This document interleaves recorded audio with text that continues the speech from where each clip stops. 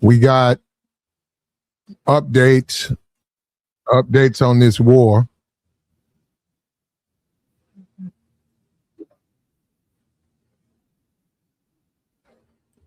We got updates. Pull on up, man. It seems like ground troops are on the table. It seems like ground troops are on the table. What we're getting now, more and more, is an expansion of this war. We're starting to see that more and more. It should be shutting down, but it's not. It's expanding.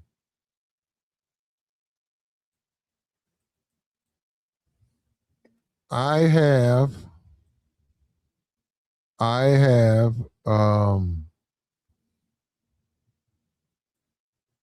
latest updates, 3 conditions to end. Of course, we talked about the reparations.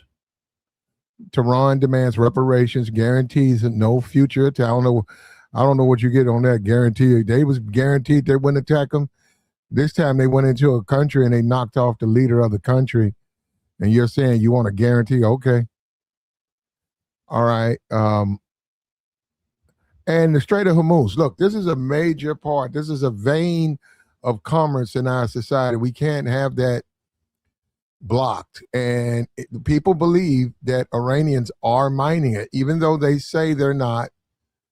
And we don't know what we're getting from this administration. We don't know who's telling us the truth in this administration. We don't know who's giving us what we need. Who's letting us know what we can and can't do? Who's comfortable? And now they're ordering ground troops. They're ordering ground troops to the fight. That's terrible, man. That's how everything starts. All you need is a mistake. All you need is a random misfire, and you have something. He said this is the end of the U.S. All of his Trump's military lives on military bases. Wow. This isn't good, man, because what you're going to have now, this is going to be a lot more gruesome now, because now you're getting into, and then you got to remember, Iran has what, 900, they got like 900,000 man army or something like that. They got, not to mention all of the, they have they got a reserve chapter. They have all of that. And remember, this is their home field. They're used to fighting on these rocks, on this terrain. They're used to that. They understand it. You know, we're talking about American soldiers, American military going to a foreign country, not to mention, what about the people? And we know they've been attacking the press. This is not looking good. I saw Pete Hegseth's his last press conference. He was attacking the military. I mean, he was attacking the press. You can't attack the press. You have to let the press know what's going on. People want to know what's going on with their family members. People want to know what's going on, what's happening right now. They want to know, is it safe? Is it safe to continue my life? Is it safe to make my decisions? Is it safe for me to do the things I need to do to be a better person? Is it safe for me to travel? Is it safe for me to go to the football game? I saw 2 acts of terrorism on Fox News. Is it safe? Old Dominion, is it safe? 6 U.S. servicemen members were body bagged and shipped out to Dover yesterday. Is it safe? You're sending 2,500 Marines to Iran when they have 600,000 trained troops? That's not enough. That's not enough. What are you going to do? They said the Strait of Hormuz. You're not going to be able to get those mines up. We can't afford to send ships to escort other ships. Someone said Lords of London. Lords of London will not cover any ship traveling through the Strait of Hormuz. They won't travel any ship going through that strait. That's a major part where we get our fuel. Within 2 weeks, you're going to see gas prices. You're going to see economics. Everything's going to go through the roof. Trump went into this. He didn't think it through. He thought this was a video game. And now we see people asking legitimate questions about the troops, and we see Pete attacking the people. Russia is providing information endangering American lives. So is China. Yet Trump wants to buddy with these guys. He told Fox News that's the way things go. What do you mean? You shouldn't be talking to these men if they're endangering our troops. Trump, I don't know what he's trying to be good with these guys. He's willing to let these guys give information to our enemies. He's willing to do that.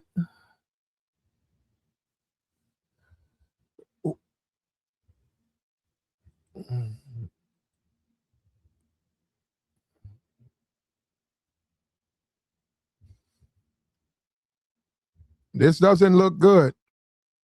This is looking terrible. Active personnel 600, reserve. I'm talking about Iran. I want Iran's personnel. 350,000 at Iran's. Is that okay? Total troops, almost 1 million troops, and that's what Iran has been hoping for. Iran's been hoping they could bait them into hopping on the land.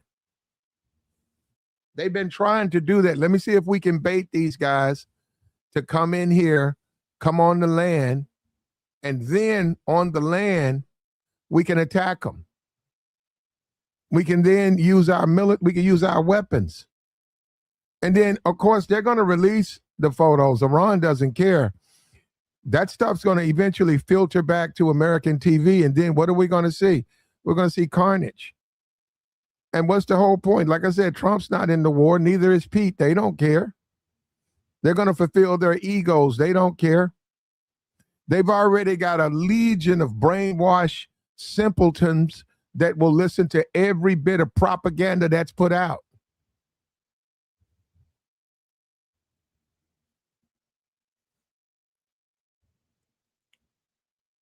If you got family in there, you need to contact them, and you need to talk about conscientious objections.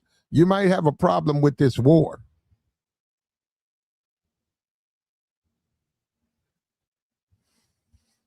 You might have issues with going in there fighting. We're getting updates that 2,500 Marines and other personnel are being deployed to Iraq, to Iran, to assist what we hear. And then you have to wonder if we're even hearing the truth. We don't even know the casualties. We don't know. We're not being told the truth. And they don't understand. That's the whole point. You have to be open with the people. When you don't tell people the truth, this stuff gets out. Then you attack the press. What's going on with our country, brother?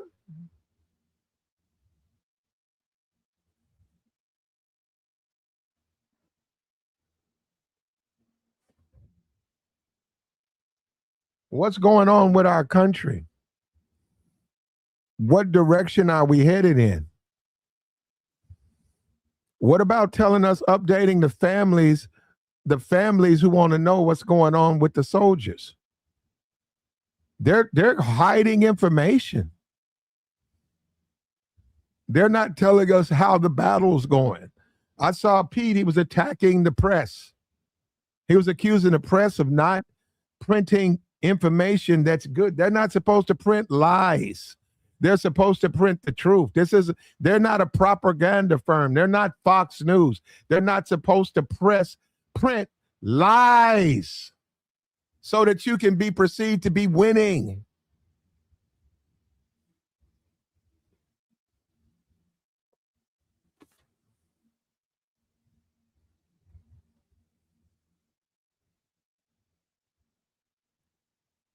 We need the truth.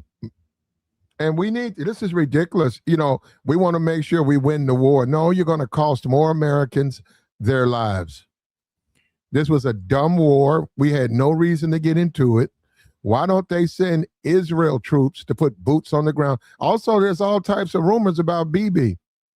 All types of rumors about Bibi. The 6 fingers, the footage of him with 6 fingers, which is typical associated with AI. Nobody's heard from him. Now, officially, they said that they don't know. Why won't they tell us? I mean, if that happened, what's the point? Why hide this information?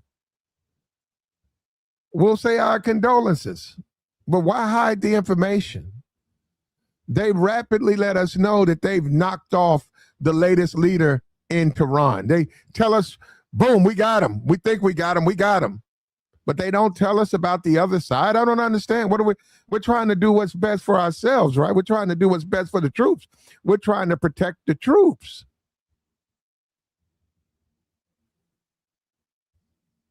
Worst nightmare, man. Troops, boots on the ground in a foreign country, as if we didn't learn our lesson with Vietnam, as if we didn't learn our lesson with Iraq, as if we didn't learn our lesson that you don't want to do that. Also, the military member is sick. He's homesick.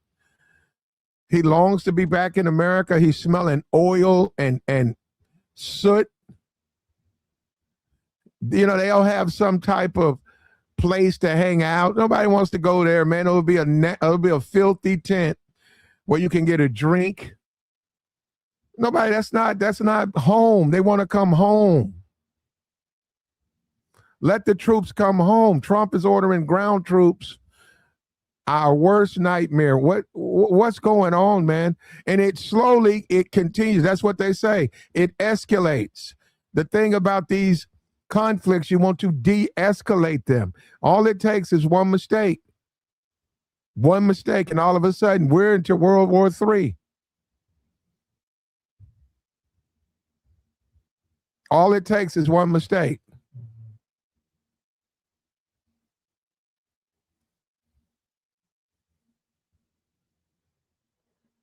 Iranians have been waiting on this for 20 years. 20 years they've waited, and they've been motivated by their leaders being assassinated. That's united Iraq. All of the factions are coming together. Now they have a target, and that target is going to be American soldiers. And then believe me, there's going to be a bunch of those missions where they just, a suicide mission. You're going to see a lot of that. And that's what I'm not sure. We have rules of engagement. I don't think they do. Now, they're dropping mines in the Strait of Hormuz. Now, those mines are dangerous. Those mines are magnetic mines that are going to go off the minute they're going to float. They're floating about 4 feet down because they're weighted. And when they see a ship, they start to drift toward that ship, and they're underwater. But the minute they make connection to that hole, they're going to blow a hole in that hole.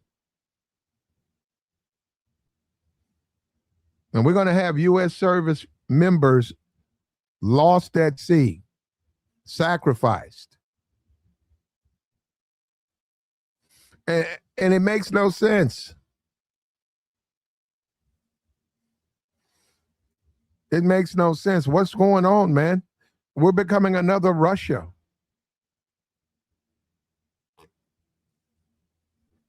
I saw France or Spain publicly say they want no parts of this war, and they backed out of it. They said it's a war of choice. It's a war of convenience. And they say they will not fight a war like this. Where are we going? Where are we going with this stuff, man? What kind of people are we becoming? What happened to the greatest American fighting force ever? Look at Trump. What is Trump trying to accomplish? He wants to try to rub elbows with the Chinese and the Russian, because that's what people are saying. Putin is spying on us. Putin is passing information to Iran to destroy American troops. Trump knows that. Trump's laughing about it. What do you mean? This is not a video game. This is real. Trump saying, well, we all do that. What do you mean we all do that?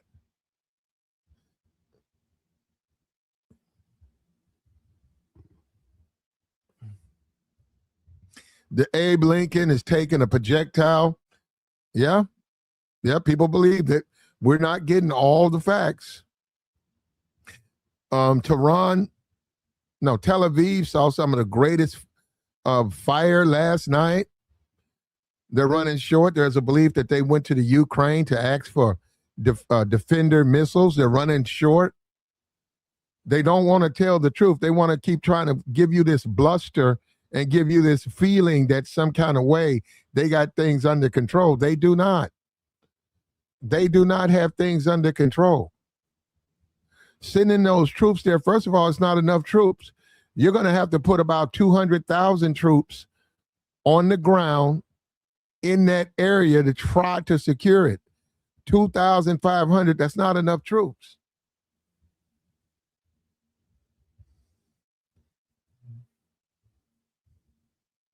Like the stream.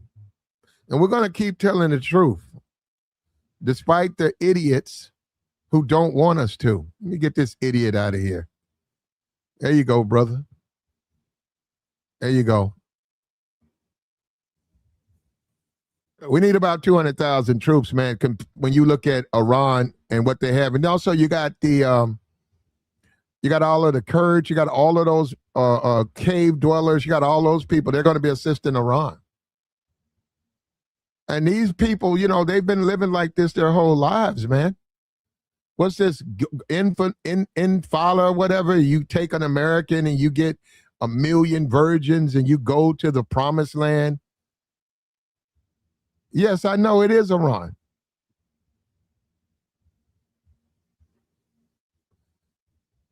It's mostly mountains, yeah. It's rock. Well, we do thank our troops. We hope that they make it. We don't want to put our troops in harm's way. That's the whole point. Intifada. We don't want to put our troops in harm's way. Needlessly risking their lives for oil. And this basically comes down to oil. So you don't want them to block the strait. Why? Because of oil and oil prices, gasoline. You're willing to put somebody's life, barter someone's life for gas. And if they drop those mines, man, that strait will never get clear. Those things move. The only way you're going to be able to get those things is with scuba, and you're going to have to know what you're doing. Those mines are like 2 tons.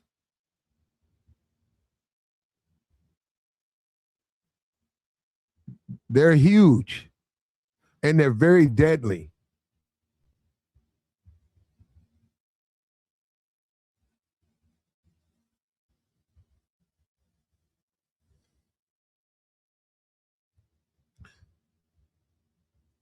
No, we'll never get 500,000 men. But I don't know why you think we would lose. If we had that many, I don't know if we would lose, though.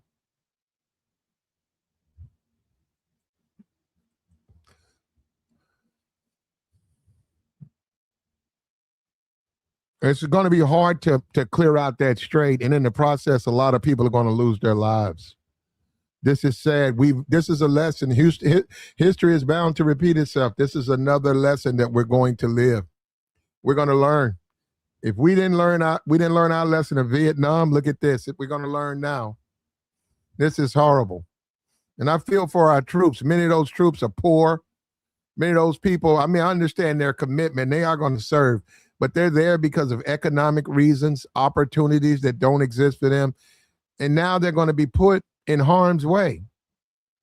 That's the whole point. The rich, their kids never serve.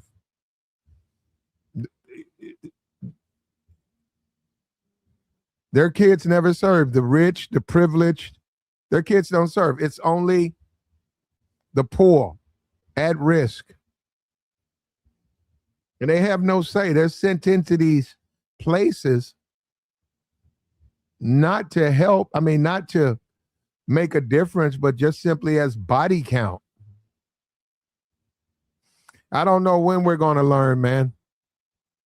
This is our worst nightmare. I can see the drones. I can see firing missiles, which I don't particularly care for that. Planes, but we don't need to do the ground troops. This is something we're going to regret.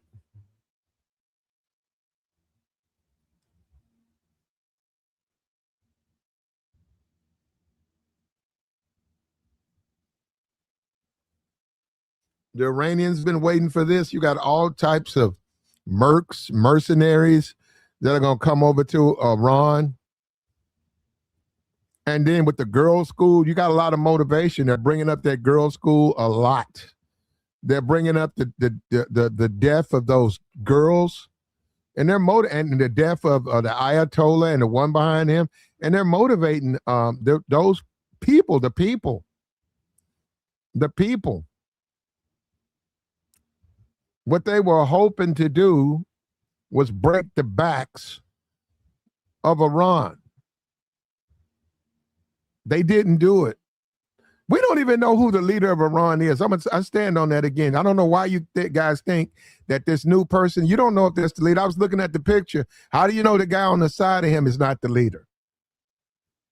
We know what they're doing to the leaders. We saw the guy, he was walking. There are two men beside him. How do you know that's not the guy on the side? I don't think we know who the leader is in Iraq, and I think that's by design. I think that there's factions, and I think that they've already have their plans. And I don't know, man.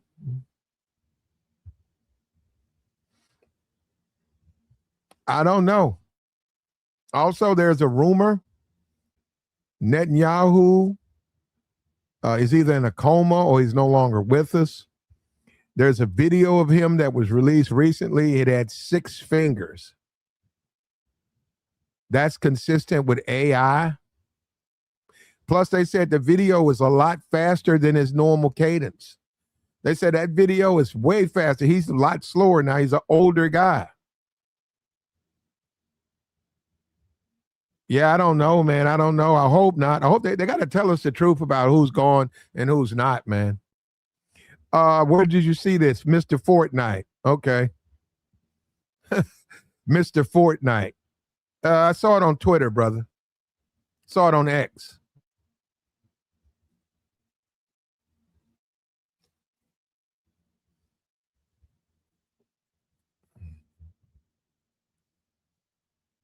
We got the whole point, man, is we have to motivate our troops. We have to keep their head in the game. We got to let them know we love them. We got to let them know they're going overseas, but we love them and we support them. This yelling at the media when people say, hey, are we going to have ground troops, or hey, what's going on? Yelling at the media, you guys just want to print bad things. What they're trying to print? What's going on? What's the point in lying? And that's what I think. If they're withholding this BB thing, if that's true, and it's slowly getting out, that you have to really wonder about that. Why don't you want to say what happened to him? You have to really wonder why not? Why not just say what happened? We hope not. We hope BB's fine. We hope he's fine. If he's in the hospital, we hope he makes a full recovery. But we're looking at this war day by day. We're looking at it day by day, and we're starting to wonder.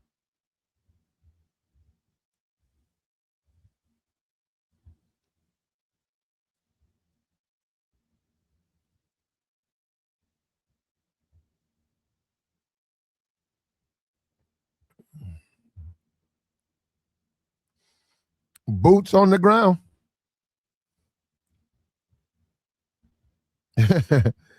Resurrect says it's a wrap. BB's TV has been turned off. Ain't that something?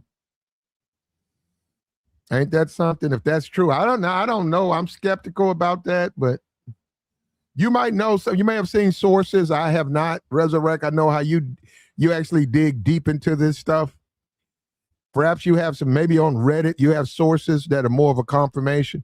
I have not seen those sources. I've seen some things. I did see the video. I did see the 6-finger video. I saw that.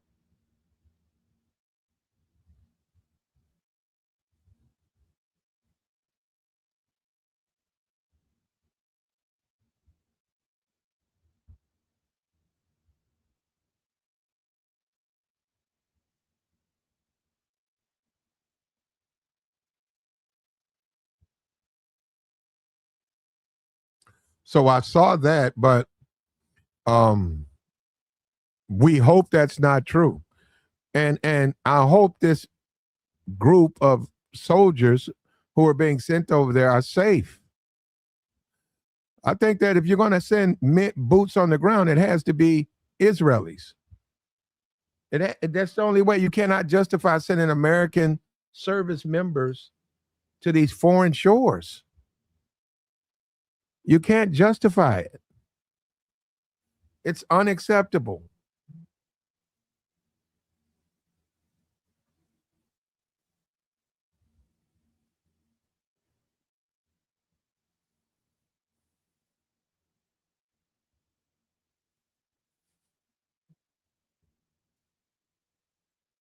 There are some more warships being brought in.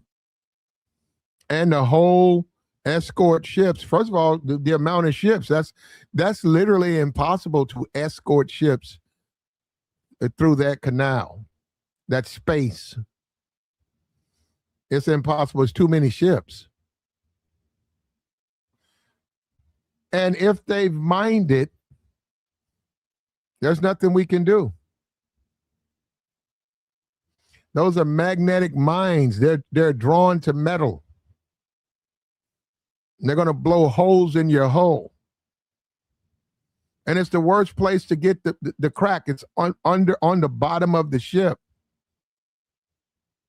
That's almost impossible to repair.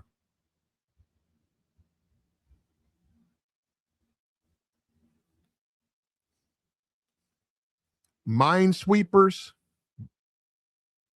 Well, we'll see, right?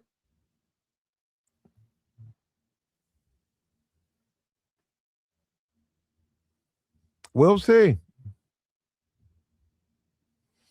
If I'm Trump and I get a phone call and it says BB has left us because of a mine, I go to the press, man, and I tell the truth. I say, listen, we were trying to help. So what we're going to do is call all the troops home and just leave, man. Be done with it. There's no reason to be over there. BB's not with us. Who's going to run Iran?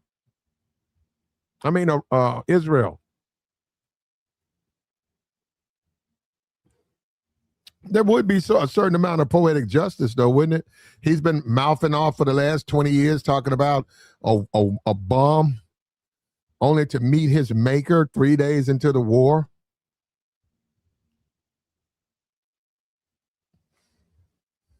Mr. Radio, we're going to do this over here. I've been letting you, I see you in the chat. I'm going to let you come up. Got to get out my chat box, though, brother. You know about, I don't know what makes you think you know so much. You don't know. You're not being told the truth. I do know that. We're not being given the information we need. Brother, you done asked me that 15 times. Why don't you do it? There we go. You're not telling us the truth, brother. Where we at? We got the join link, man. If you think you know, which you don't, we'd love to have you join. If not, shut up and go to sleep. Go watch TV.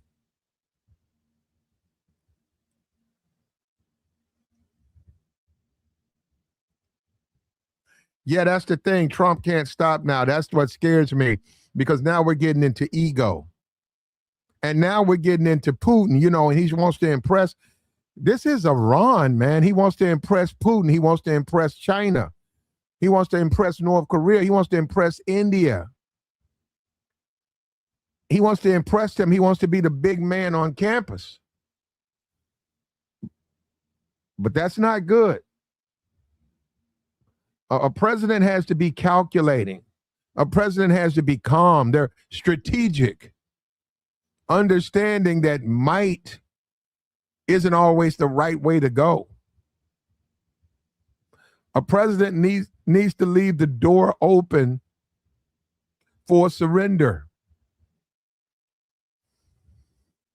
You don't go in both barrels blazing with no understanding of how big that territory is and how it impacts our society. And there's certain targets that are off limits. You go and knock down the water plants, you're going to cause massive deaths. And what happens is you make Iran knock down the other water plants. You make Iran into a fighting for survival.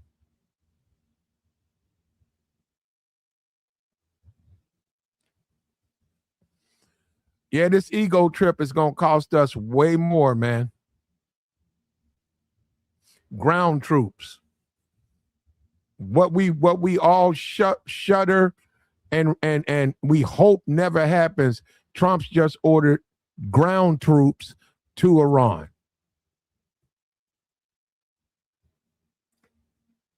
And he's fighting the press. He's fighting the press about it. They can't even ask about it. That's the part I don't like. It's one thing to be at war, but how about can you tell us what's going on? Iran fighting for survival. The Iranians fighting against the regime. You might have had some dissidents over there, right? You've had a few people who were against the regime, right? But they united now because of that girls' school.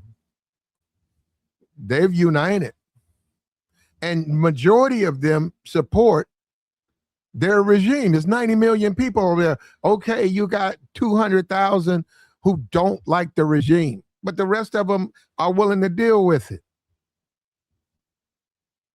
And after that girls' school, those 200,000, I say you got back at least 100,000 of them easily. And if you think Iran's not going to use that, you're nuts. Of course they're going to use that. That's their dead. That was a war crime. That was a war crime. And that's on every TV in the region. That's not just in Iran. All of those Islamic TVs are showing a girls' school take a tomahawk. And then they're going to show Trump say it was Iran did it. How you think they're going to look at that? Wait a minute, Iran did it? So he's not even telling the truth. He committed a massacre. And now he refuses to be responsible. That's going to motivate recruitment. That's going to motivate others. This is not a good thing, man. This was a terrible idea.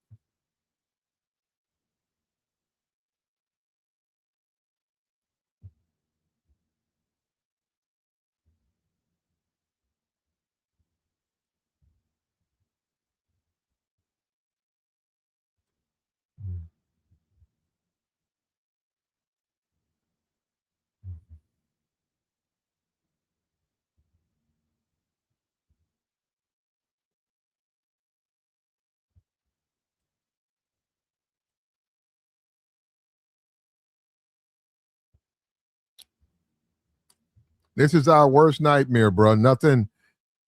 I can't think of a worse situation to have boots on the ground in Iran. Not knowing if there's some sniper. And it's rocks, mountain and rocks. They can dig down. and they know the terrain. They know what they're doing. They know the curvature. They know how to position themselves.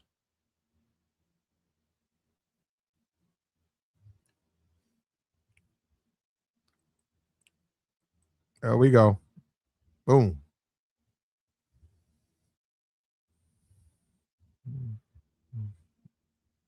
Like the stream, brother.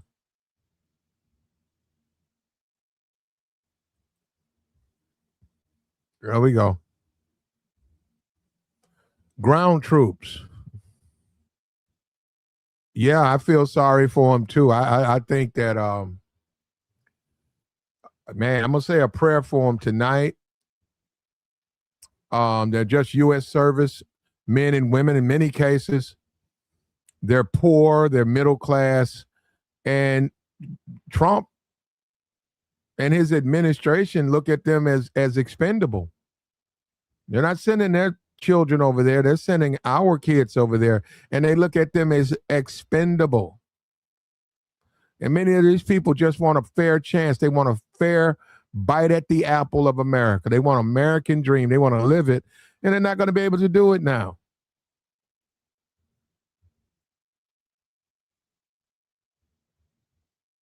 They're not going to be able to feel the American dream.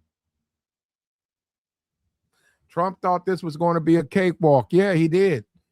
Trump believed, he was told 5-6 days we knock off the leadership, the dissidents will take over, the regime will crumble, and we can then install someone who is favorable for the U.S. He was told that, and he believed that. He was told that, and he believed that, and look at it now. And look at us now. Look at us now. Ground troops. I shudder saying that. I never thought I'd say ground troops to a foreign country.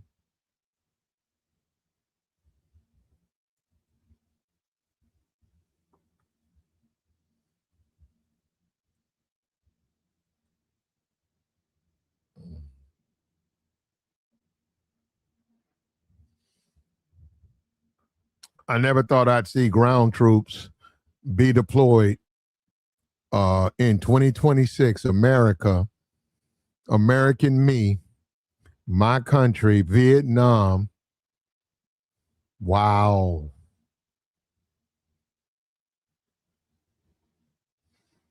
The lessons of Vietnam.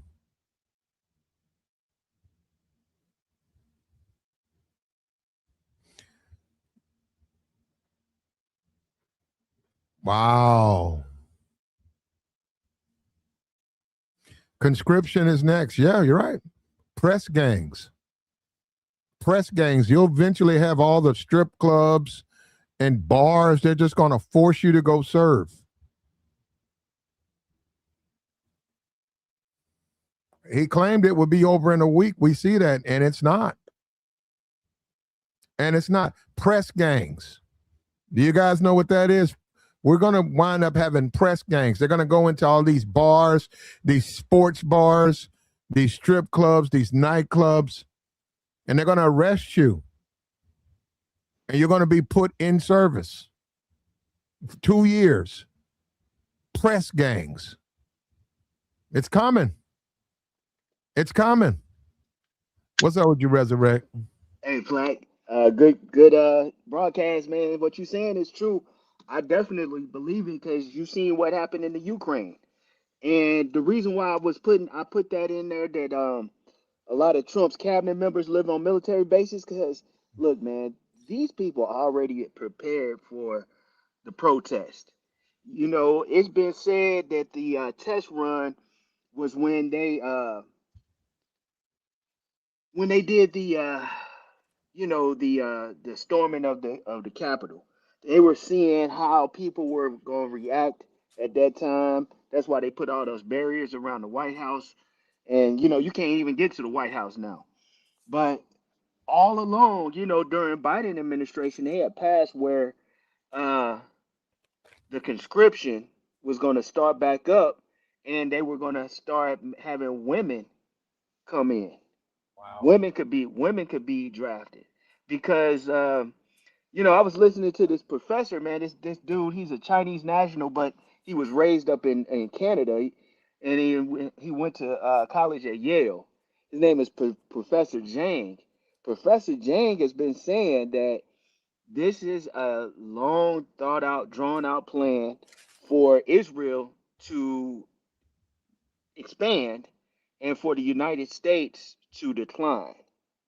And Israel is basically going to use the United States to gain ground while we decline because there's no way that we're going to be able to win this. He was saying earlier last week that we were going to deploy troops.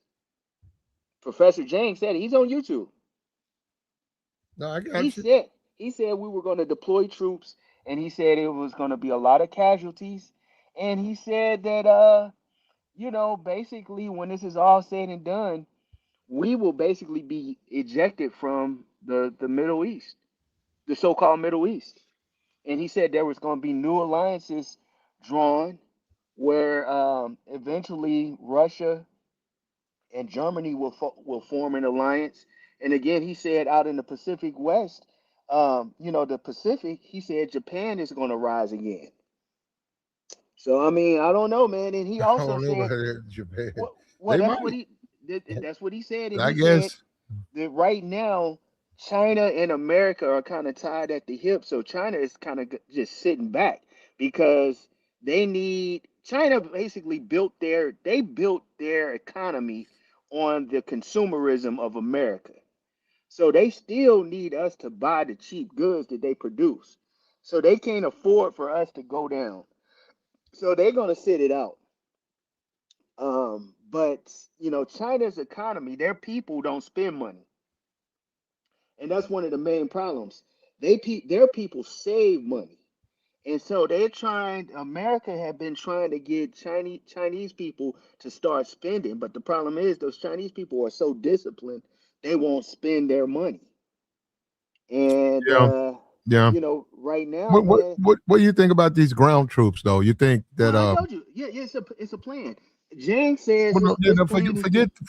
forget going that far. I'm saying what's Well, you the gotta look at it. The no, plan. no, what's the direct threat right now? I'm saying We're for gonna ground lose. troops going We're into gonna Iran. lose. It's a way to have us lose a lot of Americans. They're sending them over into a blender, man, to a grinder, just like Yeah. Vietnam. Just like Wow. Platt. If Wow. you look this up, I want you to look this up, and I didn't know this till somebody was talking about it. During when the boomers were born, it was more men that were boys that were being born than it was girls. And boys were bucking the system. So they came up with this conflict to, a lot of men expired over there in Vietnam.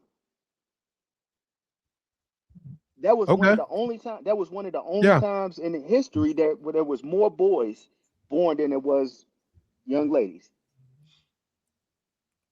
Yeah. Okay. Okay. Well, the problem is um I'm not sure we can survive another Vietnam. I mean, we've cried and cried But and they we wait a minute, we've buried our dead and we've prayed and we've hoped and we tried and we cried and some kind of way we find ourselves back into that grinder like we didn't learn our lesson. Well, the lesson is, man, it's like the people that run this country are not American. In America, they don't want us to be at the top no more. Basically, like Britain after World War II wasn't at the top. This is basically World War III, and we're not gonna be at the top. About what time do you think we're going to feel it? About well, this By is March. 2030. No, Oh, no, you talking about this? about Oh, shoot, June, about right around the summer, we're going to start to feel the man, effects of this war. maybe even earlier, maybe around Memorial Day. I mean, we already feeling it Wow. now, Platt. Gas What prices what are higher. what your gas? What gas going for in St. So in Louis? St. Louis, we looking at 339, and it was 259. Well, it's $8 in California. No, it's not that much already, is it? Yeah, somebody was in the chat. It's $8. It was in. It was. I saw it on Twitter. It was from a news reporter. Well, again, the push, the Biden administration, they were basically, and I'm not. This is not partisan. What I'm talking about. They were pushing a lot of the automotive manufacturers in America to start going EV. And think about it, Platt. If those gas prices is going up like they are, Your phone is bogging out, brother.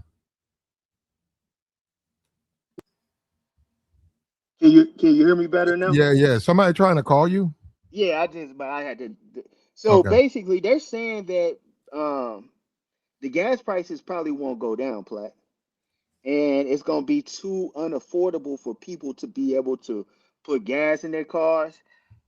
They said that people won't even be able to buy plane tickets because the airline companies are going to be passing those prices along. Food's going to get more expensive. It's about to get really, really bad, man. Man, I don't know what to say, man. If you would have told me that we would be at war with Iran, now Fuentes did say that. Uh huh. Yeah, Nick Fuentes. This is what, March? Yeah. Nick Fuentes in December. Remember, Charlie Kirk Yep. supposedly had got cussed out by the president when he told him, "Mr. President, do not go into Iran." They said President Trump raised up on him. Wow. Yeah, everybody been kind of knowing, man. Like people just didn't know how it was gonna start. People just didn't know how it was really gonna begin. But yeah, a lot of people are saying, yeah, this is World War Three. Think about it. Also, Platt, we still don't have the government is kind of shut down based on this voting rights bill, or whatever they call it. Um, so if the government's not really gonna be functioning all correctly, It's not. It's already been gutted. man. They've already been gutted. We don't know. There's election. They're interfering. They're getting rolls out. Mm-hmm. Um, that message that Trump shared with the Obamas, that thing was thrown out. That was a joke. It had Yeah, no credibility. Trump keeps saying that it does. It doesn't. It never had. It was thrown out. right. And so it looks like Trump's going to he's trying to steal this election. Well, And it's going to be interesting seeing him third maintain term. the House and maintain the Senate during a war, during wartime. That'll be interesting to see that. And we haven't been declared. That's not a war yet. It can't be any worse than Bush, Cheney, and Rumsfeld. Well, maybe it could. Maybe it could. It's getting now that gas prices are going up, man. The price of food is going It's up. going up. It's Yeah. slow, but it's going. Also, supply. When you start talking about oil, how do you think oil is the lifeblood of America? How do you move things? You have flying, trucks, loading. You need the fuel. How you going to be able to get that if you don't have fuel? So you can't bring supplies, perishables. They're not going to make it to market. The things that we've enjoyed, and that's the danger of this stuff. I don't want to go back to living like it's 1907. The danger is when you start losing things, all of the stuff that you're used to having, you can't have. You can no longer enjoy these things. It's going back, Platt. We're going to regress. It looks We're, like it. yeah. And now with the survivalists and Iran and nukes, and I used to think it was a clown show, but now the whole bunker, having a bunker downstairs, having a bunker in the backyard, it's starting to make a little sense now. At least you got food, you got water pills, you got a shortwave radio, you got a radio that you can wind up. You have mostly wine. You got batteries. You're living without. You might have a generator. They showed you during the pandemic how all the celebrities were building, like the Kardashians. They were building these bunkers. You thought they was just wasting their money? They just don't care about us. Look, That's Platt, crazy, man. they said 9 billion people are too many. What you say? They said 9 billion people on Earth is too many Oh, what to eat? to control, to do what they want, all of that. Well, that's over in China, right? That's China and India, Well, right? China has over a billion, but their population is going down. India has the most people now. Yeah, that's what I'm But saying. You're not talking about the United States, are you? well, no, overall, Yeah. they talking about overall, not just the United Okay, I States. They got talking you. That would be you'll be right. looking at India and China. That's where your mouths are, Well, then the third not in most America. populated. Well, we got the third most populated country in the world. But we only got 300 million people compared. About three Wait a minute, forty. wait a minute. Compared to India and China. That's true. Okay, so those are the countries that, if anything, you're talking about too many people, it would have to come from over there. We don't need to do anything. Well, they're gonna cut everybody. Who's going to cut? The people that starting this war. It's not Trump. It's not Trump, No, no, man. no. It's not. Nah, man, it's what it is, right? It's actually, it's actually supposed to be that way. Um, you're only supposed to be able to sustain the civilization you can feed, right? So True. if it's True. deer, if you have deer on your property, and there's some good times, some good years, the deers are going to populate. It's going to be more deers, more deers. No natural predator, but over time, there's not enough food for all of them. So slowly they're going to start to die because the environment can't sustain them. Yeah. So you don't have to interfere. That's going to take care of itself. And think about this, Black. Like the most people that have the most children are usually less productive in their eyes, less productive people. People who aren't contributing much to society.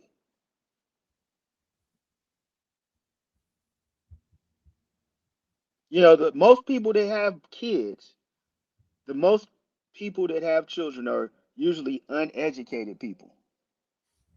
Okay. And So, they don't want that. They don't want. no, they can't control that. That's Oh just the well, way yeah, things well, are.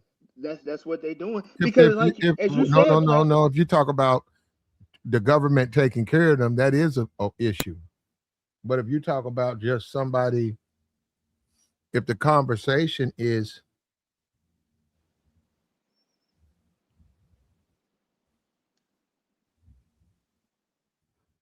if the conversation is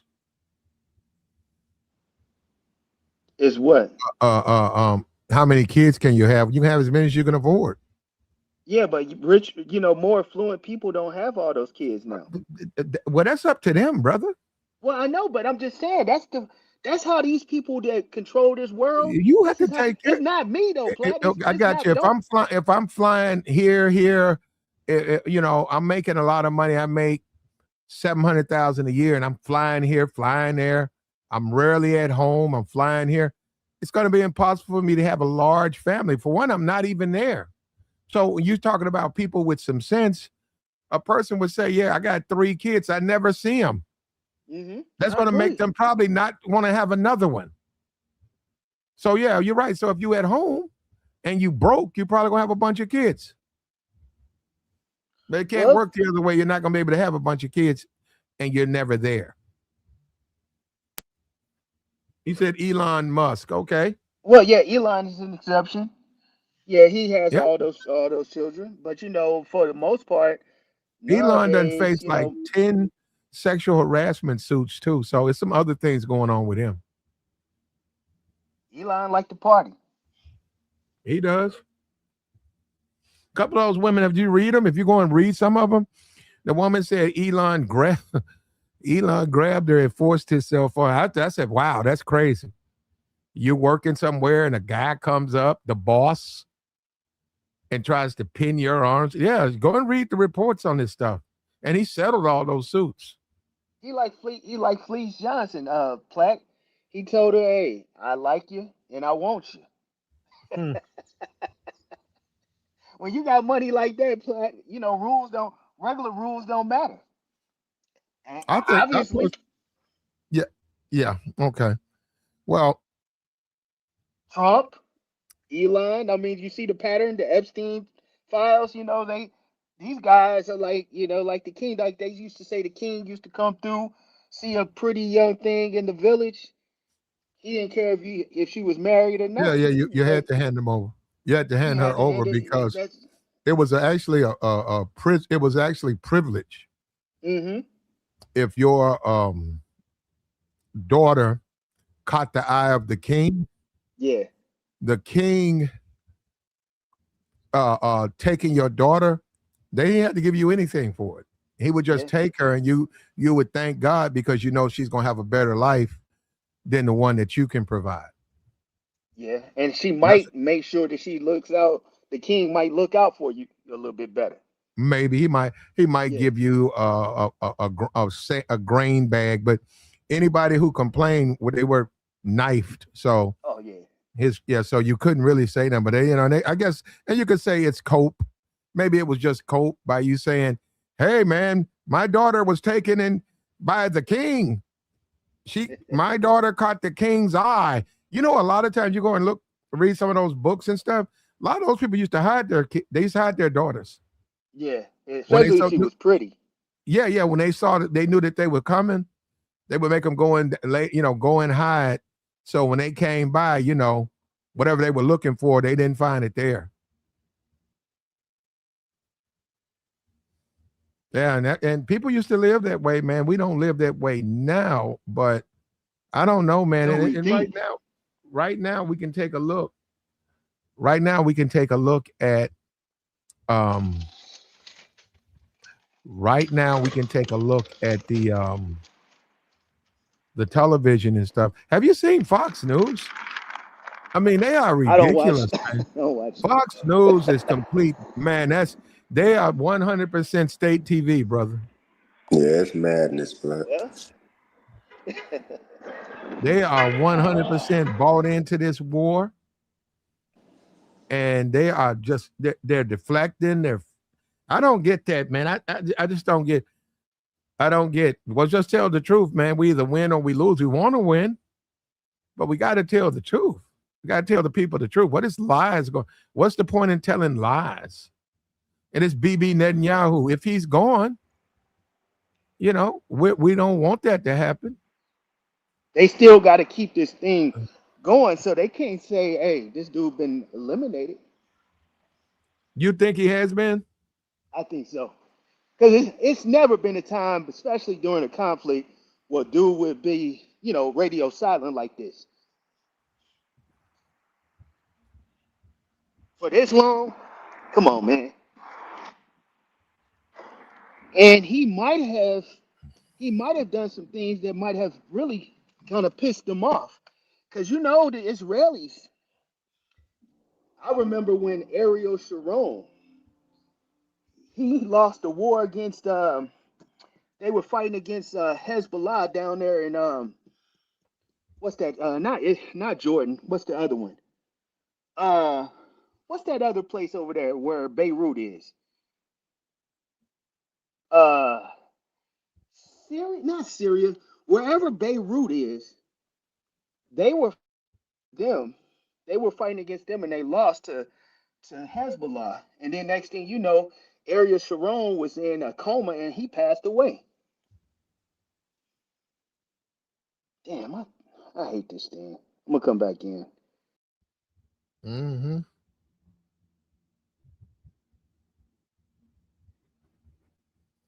Yeah. What's up with you, Jr.? yeah, man, it's crazy. We were just talking about it the other day. If they gonna put more troops in that region, in that area, and to me, it signifies that it's not going the way we planned. You putting what they say, 2,500 Marines. I wonder what battalion they're from. If they're like first Oh, or it's on there. I second. think 31st or something like that. It's on there.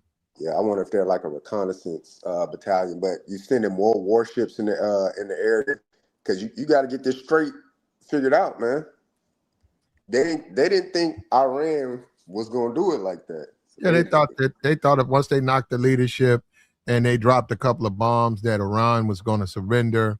Yep. And they were wrong. They found out that they had war plans too, and they came back and they said yesterday it was tearing Tehran up. They said Tehran is starting to look like Gaza. Mm-hmm. I have no idea how they're going to repair. That's a lot of damage. Yeah. A lot, man. And they still had people in the streets with the president of Iran walking down the street. Them people don't care, man. And we don't know if that's the president. President of Iran could be off in the corner somewhere clapping. While that man walks, like why they parade that man up and down. They're not gonna let the people know who's really running that place. But yeah, I mean the person that's really running the place, or by definition for the Iranian people who run the place, is the supreme leader. The president just fall under the supreme leader. So. But at the end of the day, man, this is a horrible thing. It's terrible. I don't know what to say. They're going to be overseas. They're living, trying to make it, and then of all places, Iran. Yeah. You know, we're talking about nights and days and nights sleeping on sand and dirt and afraid somebody's sniping at them, burning your waste, eating MREs, eating, just away from America, away from home for months. Woo! This is terrible, man. Yeah, it's hard times, man. Hard times for sure. So there's nothing we can really do about it, but accept it. And it's sad, man. And I wish that they would tell the truth. They're not giving us the information we need so that we can make better decisions. Except, i.e., I wanted to travel. I'm afraid to travel. I just saw it just said they just had another attempt. Some dude just went into a fireworks shop. We see all of these crazy people. How are we going to function, man? Yeah. Yeah, man. My thoughts go out to the them 6 airmen, man, that lost their lives in that KC-135 accident. 6 more toe tags. 6 more gone, man. What are we going to do, man? I don't know, man. I'm lost. I think that we've enjoyed a certain degree of freedom, and I really think we're coming close to the end of those days. And I don't know, man. I don't know if we're going to be able to make it.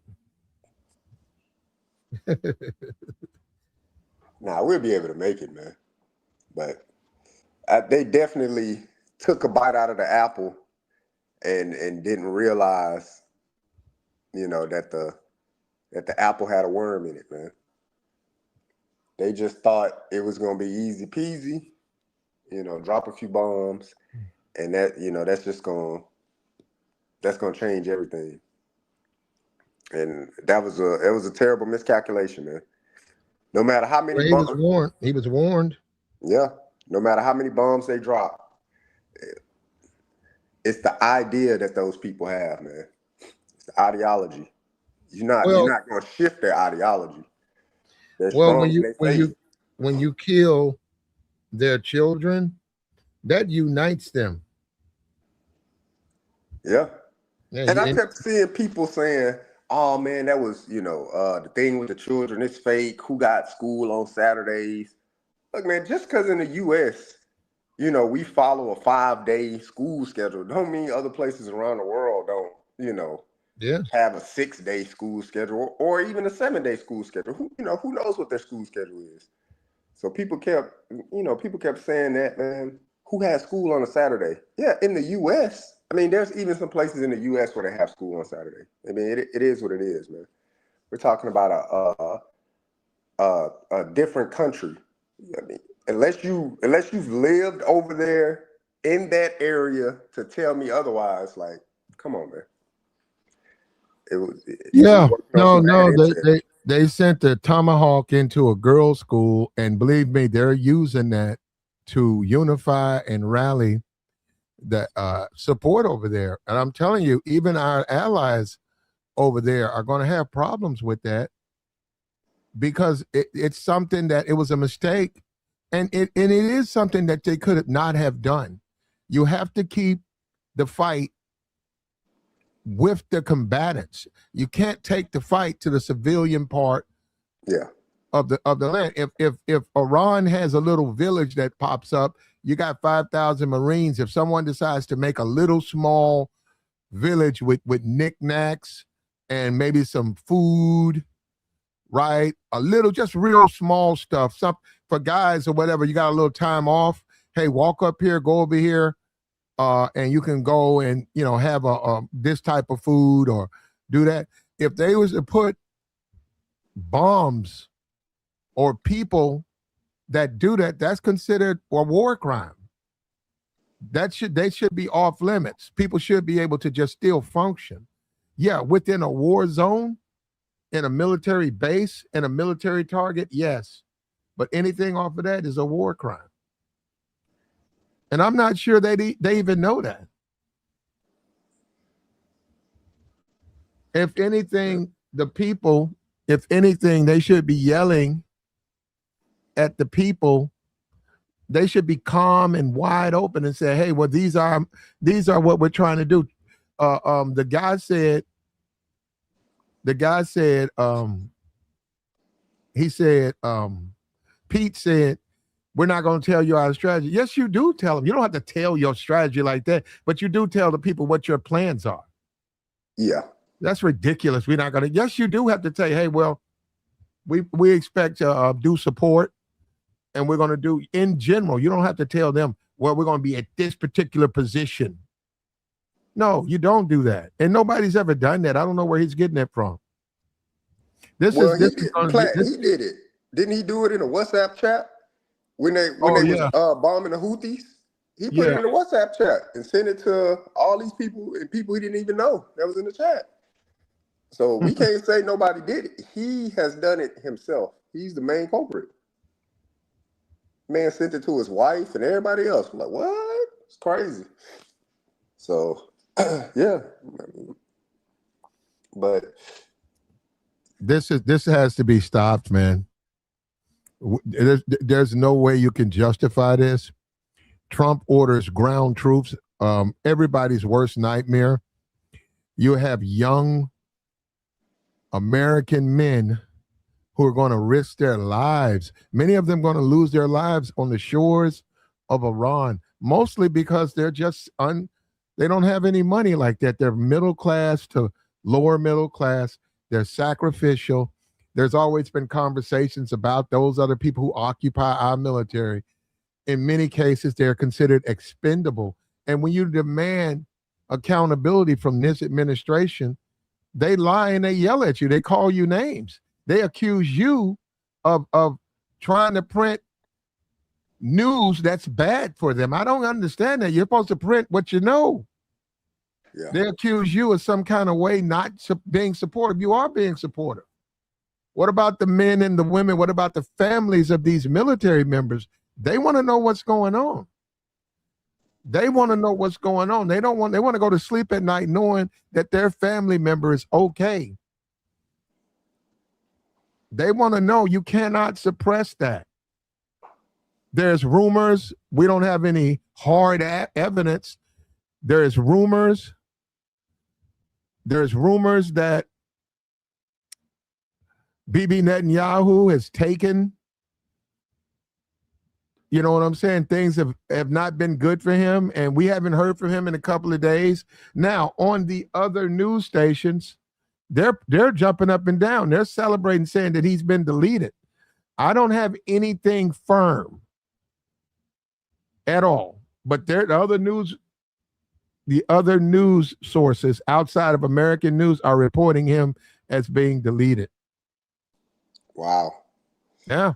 And there's a video of him with 6 fingers, something that has always been a symbolic of AI. Yeah, I was gonna say that could probably be a deep fake video or something like that. Yeah, yeah. Well, they so it's very possible that they wanted to put that out to try to give people calm the rumors and give people. They said that his cadence was off. He was talking way too fast. His movements were off. They said, go and look at his recent stuff. He's not talking like that. He's got 6 fingers and he has a fast cadence. I don't know, man. It's very possible what they're reporting on other news stations might be true. Now, we hope not. We hope it's not true. We hope not. Like the stream, man.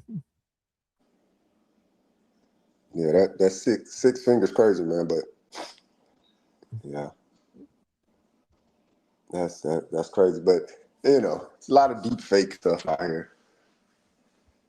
Everything is AI. The technology of AI is so dangerous right now. Who knows? Yeah, it's messed up as far as the news, man. I mean, I'm not used to that, man. I'm used to being able to get news. Yeah. Yeah, no problem at all, man. What's going on? You know, we had all of these news sources. We just pick up. We got a chance. We went, looked at the news, and it was pretty accurate, and it told us what was going on. Now we don't have that. We don't know where to go. If you go to Fox News, they'll give you something. CNN, they'll say something else. You know, and then you have to go on the internet now. Now you got to go to foreign news agencies. You got to go look at the BBC. You got to go to Al Jazeera's. You got to go to all these different places to gather news so that you can then have some type of idea what might be right. And I don't like that. I don't like that. A lot of you guys don't even know who Walter Cronkite is. You don't even know who these people were. That's sad. You guys have no concept of good news, peace,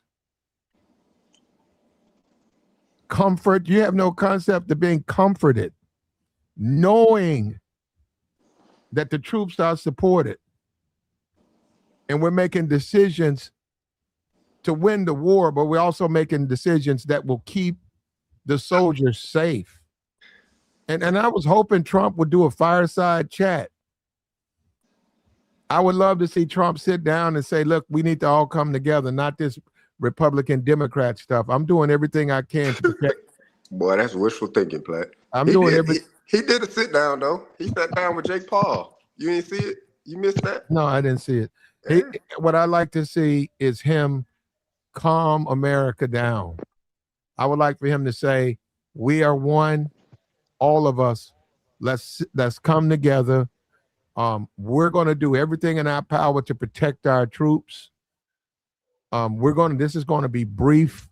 The boots on the ground is going to happen. And simple as that. That's what we need, man. We need our commander-in-chief to be a commander-in-chief. Yeah, What's up with you? That's wishful thinking, man. What's up, Darnell? Not much, Platinum. Thank you for having me. Yeah, I got to agree with the other gentleman on the panel. I mean, that's you're about as delusional there as a woman with 5 kids by 4 different men thinking she gonna get an NBA player. You know,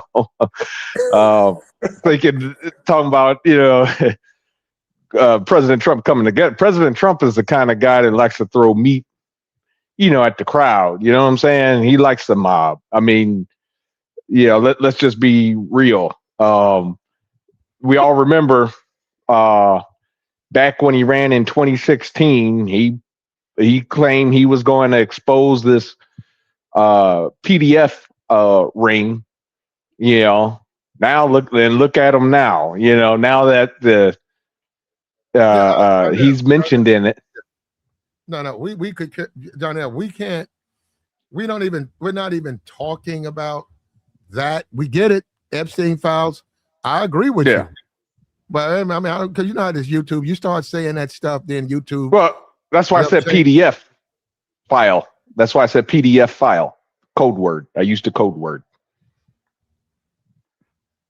Okay, he's in it. Okay, and he's been in it. Yeah. But the thing was, if you remember how he campaigned on releasing the files and letting the truth out, and then when it came down to it, oh, no, we're not going to release them. There's nothing in there. Just take my word for it. He lied. Exactly. He lied. Okay, and the problem with that is he's the person who's controlling all of this information. And this is what people don't understand. I'm looking at the chat box. If he would lie, which he did, and he lies, says the Iranians shot their own girls' school. What makes you think he's going to say, hey, we just had our worst day of 15 American service members were shot? He's not going to tell you that.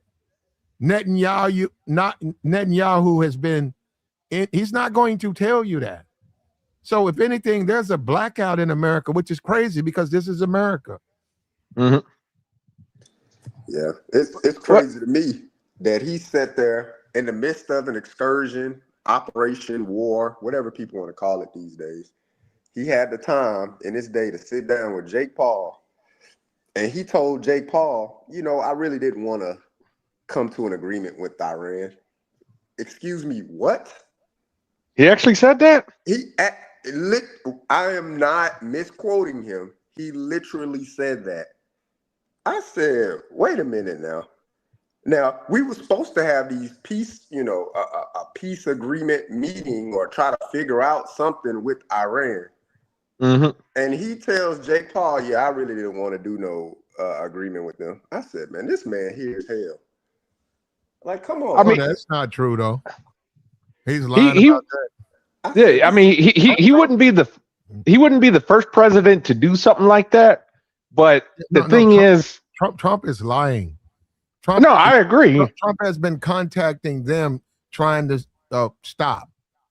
He's been doing it. Trump's doing. I don't think I'm not going to come to a. He says all of that out front, but on the behind the scenes, he's been running like a chicken with his head cut off. He wants this to stop. Iran says, "Okay, give us reparations," and I don't get the guarantees you want. I don't get that one. We won't strike. You weren't supposed to strike this time.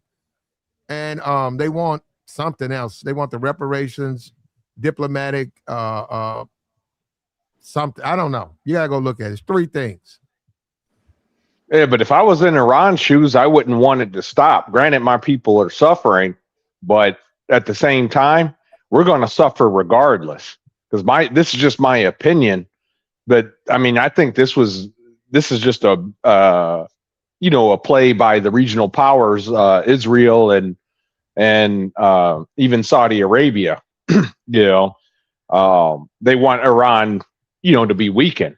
So ever since those strikes, the strikes that happened before all this turmoil began, I'm referencing the strikes that occurred, I believe it was last year. Ever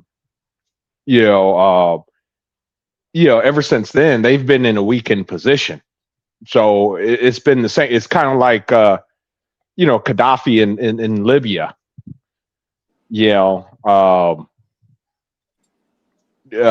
Basically, I've been weakened. Now I'm going to take everybody. Now they may as well just cause all the chaos they can.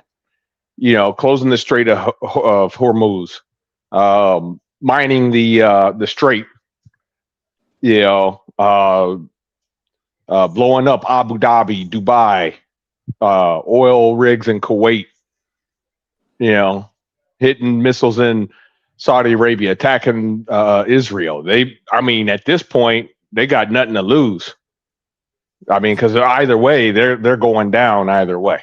Yeah, that's why I said the ideology of how they operate, they're not moving off of that. They're like, look, if we all got to perish, then that's what it's gonna be. Yeah, we all gonna go.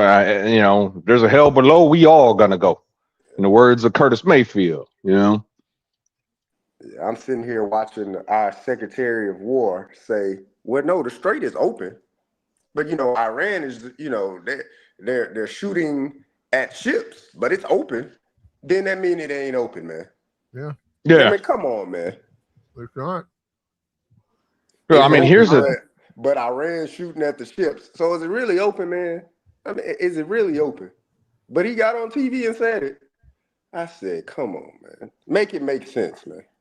Well, I'll be honest with you. I was never a fan of Pete Hegseth becoming SecDef or now Secretary of War. I mean, I just did not feel the man was ever qualified, you know. And you talk about Trump and everybody and the people that voted for him talking about I'm against DEI hire. That dude is the biggest DEI hire I've ever seen. Yeah. Charlie Kirk's wife being put on this Air Force Academy thing. I mean, to do what? Practice racism? What else is she going to do? Board of Regents, so they can spread the what's that the affiliation they're with. I think he's trying to make her a senator, and he wants to stick her down to get a couple little time and then bring her off and run her somewhere. I think he's trying to get somebody out of office. And he figures he's going to take her somewhere where it's red and the Kirk thing, and then she's got a couple of months served on this Air Force Academy. He's going to stick. I think that's what Trump's plan is, because what we got a couple of more months. Yeah. I mean, whatever. He'll certainly go next time, not this time. I was like, it's probably not far-fetched. I'm sure there's members of boards of regents that are not alumni of the school, but typically Board of Regents are some affiliation with the school. She has no affiliation to the Air Force Academy. None. So I'm like, why is she on the Board of Regents? Like, it just doesn't make any sense.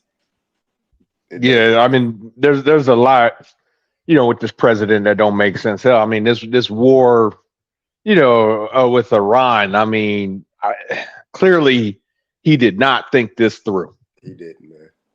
I mean, his brother-in-law. I mean, son-in-law. I didn't know his son-in-law was pushing it. I heard Israel was pushing it. I knew Israel was pushing it. No, you know, he said he wasn't going to do it till his son-in-law told him. I mean, advised him. He all the men who've been studying the Middle East their entire lives, their whole life is dedicated to foreign affairs and the Middle East and the struggles. He ignored them. They begged him not to do this, and he went with Jared. Jared told him, "Yeah, man." Jared said, "Fucking A, man," and he ran in and started a war.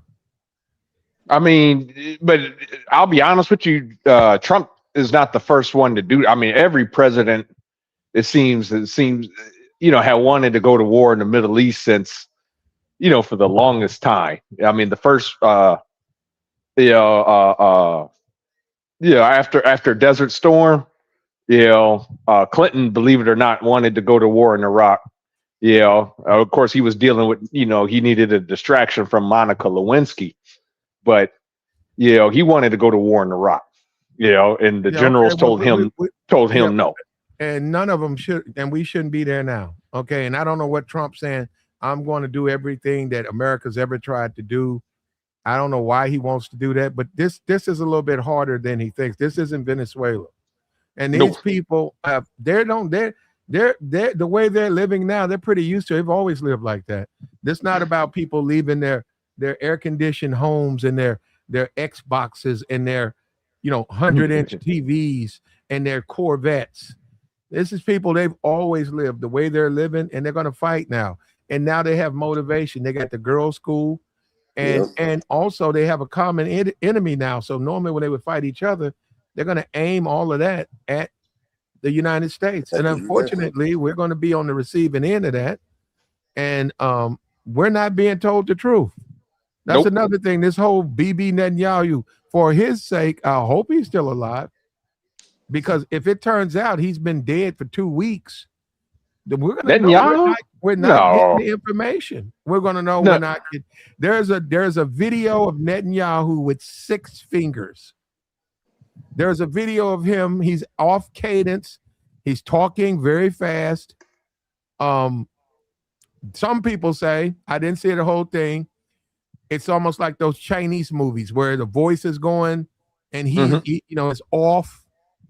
And that's what made them think that this might not be a video of him. So, and that's consistent with AI. The digits, sometimes they'll put 6 fingers or 12 toes. It's still being refined. It's not exactly what it needs to be. And there's been rumors reported, not on U.S. channels, but on these foreign channels that it happened. Yeah, it's crazy, man. Hutch, man, pull up, Hutch. Hutch always good conversation, man. If you got time, Hutch, pull up, man. Hutch always got good conversation and good input on a various topics, man. Pull up, Hutch, if you got time, bro. But it's crazy, man. We'll see what these additional warships in the region, you know, what it leads us to, you know. Maybe we can come to some resolution and you know, gracefully bow out, tuck our tails, and kind of, you know, bow out if we need to. But yeah, the blockage of that strait is putting us in a rough situation, man. Rough. Well, that's going to hurt the whole U.S. Economy. Yeah, and then they was talking about you can crash an economy if you block that strait. We're so used to living a certain kind of way that we can't go back to living like the 1920s without our economy crashing. And within, you know, it's like a wheel. One lever feeds the next. Pilots, you know, they get paid. They pay their mortgage. They buy cars. They put their kids in private schools. That's where the money comes from. The people at the private school, they shop at the grocery store. They buy the perishables. Yeah. You know, it's all like that. And when you start cutting off pieces of it, we don't have any fuel. Well, then it has a domino effect. Yeah. Yeah. Yeah. And you're rationing food. I'm saying we're not used to that. We can't even imagine that food lines. Yeah. Food lines where you go up to the grocery store and they say you can buy this amount of food. You can only buy 6 chicken wings and a big piece like a pork and a piece of pork, a shoulder or something like that. And that's it. You can't buy anymore. Come back in 6 days. Yeah, I mean, how are we going to do that? You know, we're that's not the type of country we're used to. Yep. You only have this much gas. You can have 1 gallon of gas. Well, actually, my dad went through that in the 70s. He was telling me about the gas lines in the 70s. Like if your license plate had an even or an odd number, that was the day you would go to get gas. You get gas. Yeah. I never knew that. Yeah, it got real bad. It was when the OPEC did the oil embargo. Yeah. I mean, it was pretty bad. Like if you had like an even, if your license plate ended in an even number, for example, you could buy gas on a Monday or a Thursday. If it had an odd Tuesday or a Friday, you know. Yeah, I filled up our cars today. I told my wife, I said, "Hey man, don't let them go past half," because I was like, just it psych your mind out. And we stay in a rural area. Our gas prices, it's about 7 cents over the average because the average is 360. So we had about 367, and then some pumps are about 370 in some areas. But yeah, I filled up today 367. Wow.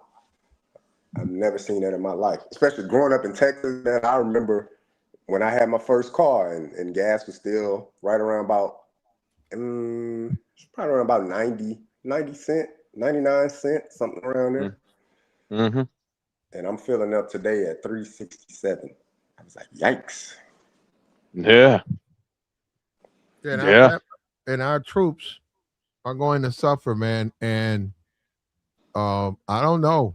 I really don't know, because I don't fully understand what's going to happen.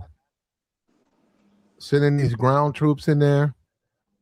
The Iraq-Iran war lasted 8 years, resulting in over 1 million deaths.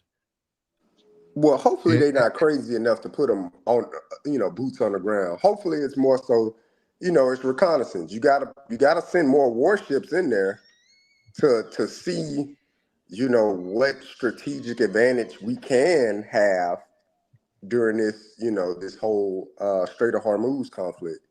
Now they're sending a Marine Expeditionary Force. That means boots are coming on ground soon. Mm-hmm. You don't.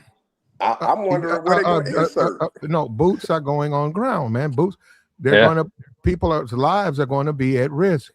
It says Iran's population 90 million, total military 610 active, 350,000 reserves, 200 to 600 paramilitary, sending 2,500 Marines to be butchered just to justify American Israel war. That's ridiculous. And when you think about that, it sounds like a lot until you realize what you're up against. That's a lot of bodies, man. And that they can dispatch 50,000 troops, maybe 100,000 over there at the Strait of Hormuz, all with weapons, grenades, survival skills, and that's going to decimate those Marines. Yeah, but the thing is, Platinum, I'll be honest with you, our soldiers are trained a lot better. We have better equipment. The ground conflict, I wouldn't be too concerned with. We'll take it just as easily as Saddam fell. But the problem is Iran's retaliation. You know what I mean? Like, they're going to, like I said, if I was Iran in this case, I'd destroy all the oil refineries, everything. I'm like, if I'm going to hell, I'm taking you with me. Yeah, that's ruin our economy right there. That'll bottom us out for real. Yeah, that's all they got to do is the war of attrition. That's what's gonna. Not to mention, they're different than Americans. Americans, we sort of value our lives in the way that we're just not going to, maybe to save the troops, something like that, jumping on a grenade or something like that, maybe, right? But the way they'll just say, hey, just like, they'll say, hey, we need somebody to go in there on a suicide mission with these bombs. Just go charge them. And they do that. No. If you start sending 4 or 5 or 25 people like that, we're not used to that. That's the young and stupid. They send the young and stupid to blow themselves up. We ran into that when I was at Kopzarak in Naka Village, Afghanistan. That was huge Taliban recruitment center. They used to target teenage boys, young men that were young and stupid, or didn't have or were in poverty, to become self-deletion bombers. And there's a saying, war is fought by the old and bitter using the young and stupid. Yeah, well, that's going to apply over there, man, and that's what I'm afraid of. They're not taking into account, they keep being dismissive about the history of our country and the lessons learned. And that's why I really think Trump and Pete are making a major mistake. You know, Big time. you need to think about what you're doing. Stop thinking, okay, well, they didn't know what they were doing. They're a bunch of losers, and I really know how to run a war. Yeah, that's gonna really cost a lot of people their lives, man. Yeah, I really hope that's not the case, man. I hope it's more so for a reconnaissance, man, that, you know, if a battlefield plan needs to be put together kind of thing. But if you just gonna, you know, and look, I truly believe in the training of our U.S. military, man. Some of, you know, I did a cup of coffee in the service as well. Some of the most highly trained, experienced people around, but 2,500 and, you know, the terrain of Iran and, man, I hope that's not the case, man, because we don't need to see a large scale number of service members' lives being taken. Yeah, but like you said, you was in the service yourself, same as me. I mean, when have we ever, you know, launched an expeditionary force and not use it? You know what I mean? Yeah, that's why I'm hoping, like, maybe it's just a posturing thing. You know, we're gonna put these for, but to me, 2,500, you know, that's not really a good posture. That's why I'm like, maybe it's a reconnaissance thing, and it's just we're trying to, you know, figure out if we had to put more boots, or if we truly had to send multiple, you know, boots on the ground, where would the insert be, and, you know, to minimize loss of life, because obviously loss of life is going to occur once Yeah. those boots start getting on the ground. Loss of life will occur, but, you know, hopefully it's not at an astronomical number to the point where, you know, we're watching a ticker like it was COVID. You know, it seemed like, you know, during COVID there was We should we should, thousands of people but that's the dying thing. a day. No, that's the thing. It should be like that. We should be able, just like with the COVID, we should be able to go and look. This is America. We believe in freedom. We should be able to go call up a page, and it'll tell you what's the casualties, what happened yesterday, and it breaks everything down. A battalion was attacked. 2 people were wounded. 3 men were putting up wire, and 1 lost his life. It should be just that clear. But Trump's not doing that. He's not telling us what's going on, and I don't think that's fair. That's not fair to the families. That's not fair to the families that are biting their nails, crying themselves to sleep because they don't know if their son, their daughter is going to come back. Yeah. Well, when you sign up, hey, look, man, that's the risk that you take. Yeah, absolutely. That, you know, that is a risk that, you know, that you take, and service members, they understand that. They completely understand that. You know, I understood it when I signed up. I mean, I signed up during a war. During a wartime, I signed up. So, yeah. But So did I. It's just, you know, man. I mean, don't want to but say incompetence, but it definitely feels as though it's incompetence. But, you know, I know they're sitting, you know, in these war rooms, and they're having these meetings and going through analytics and all of these things that are being presented to people in a position to make a decision, right? You're getting all the facts up front. But when you hear things like, you know, when you hear the president himself say, you're getting all these facts in front of you, and then he like, yeah, I really didn't want to make a deal with Iran anyway. Like, come on, dog. Then I'm briefing you for no reason. If you already had your mind made up, you could just tell us. You are the president of the United States. Just tell us, like, yeah, I don't want to make no deal with them, and this is what we're gonna do. You know. well, like I said, he's not the first president to do that. Like when Bush, you remember when Bush gave Saddam the ultimatum, we all knew what that was about. We were going in regardless. Mm-hmm. The only thing is that Saddam, he you know, he wasn't leaving anyway. And I think we knew that. But even if he did step down, we were still going to go in regardless. You know? Yeah, well, Trump's lying. He wants this to stop. Now they keep trying to scare the Iranians into surrender or giving up. They're not going to do that. Now, this is where Trump, this is where his ego gets in the way. There's nothing wrong with him saying, hey, it's for the, we're not going to go there. We're America. We're not going to boots on the ground. We dropped our bombs. We assisted, and we'll see you at the peace table. Why does he have a problem with that? What is this ego that I'm Iron Man and I'm going to go and fight this and everybody supports it? I don't support that. I don't want to see service members lose their lives. I don't want to see that. And all of these theatrics, for Fox News, and he pulls the Treasury Secretary off and cusses him out, puts him back. What's going on, man? What kind of country is this?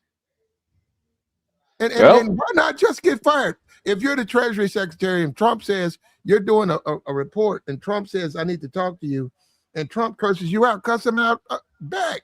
Cuss him out back and quit.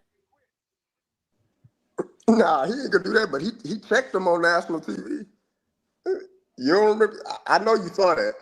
The Treasury, I know you saw it.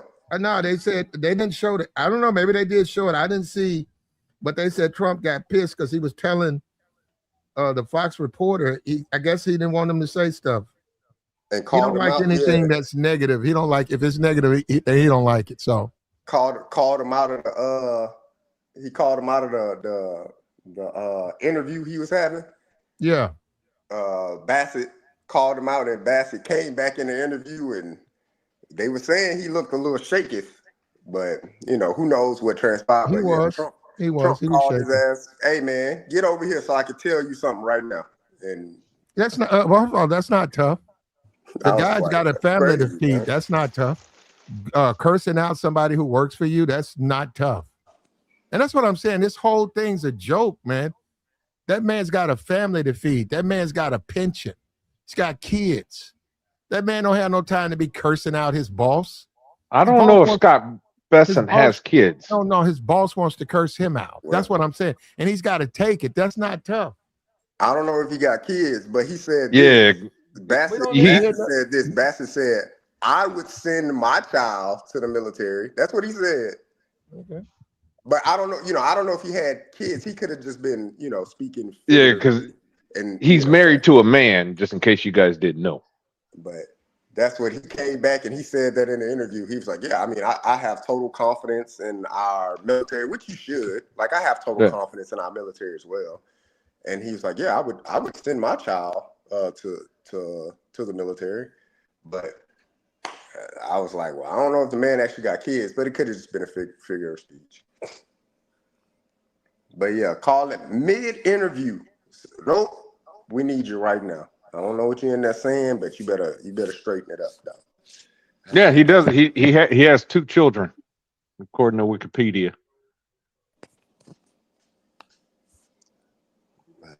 I was like, man, that's crazy, man. Yeah. Yeah. We'll see what happens. We'll see what comes of it, man. Hopefully, like I said, they said it. Platt, you said it earlier, right? They said it was going to be a week. We 2 weeks in. As of tomorrow, it'll be 2 weeks. Yeah, and this is just me thinking thin here, but those 2,500 Marines, because I know that's not a large number, but I was reading an article. There's a island, I guess, in the Strait, that's held by Iran. I guess it's their important to their oil. I wonder if those Marines are going to be used to take that island. Yeah, that's what I was thinking. I was just like, to put them on actual homeland island. Like, I was like, man, we'll be asking for it. So I'm like, man, it gotta be something with the footprint being, that small. Look, 2,500 Marines. Marine is a Marine, but that's still a small footprint. But they move in small footprints though. But I was like, maybe it's a recon thing, or maybe they're going to, like you said, a smaller island. They're going to infiltrate and take that island. That's what I'm thinking.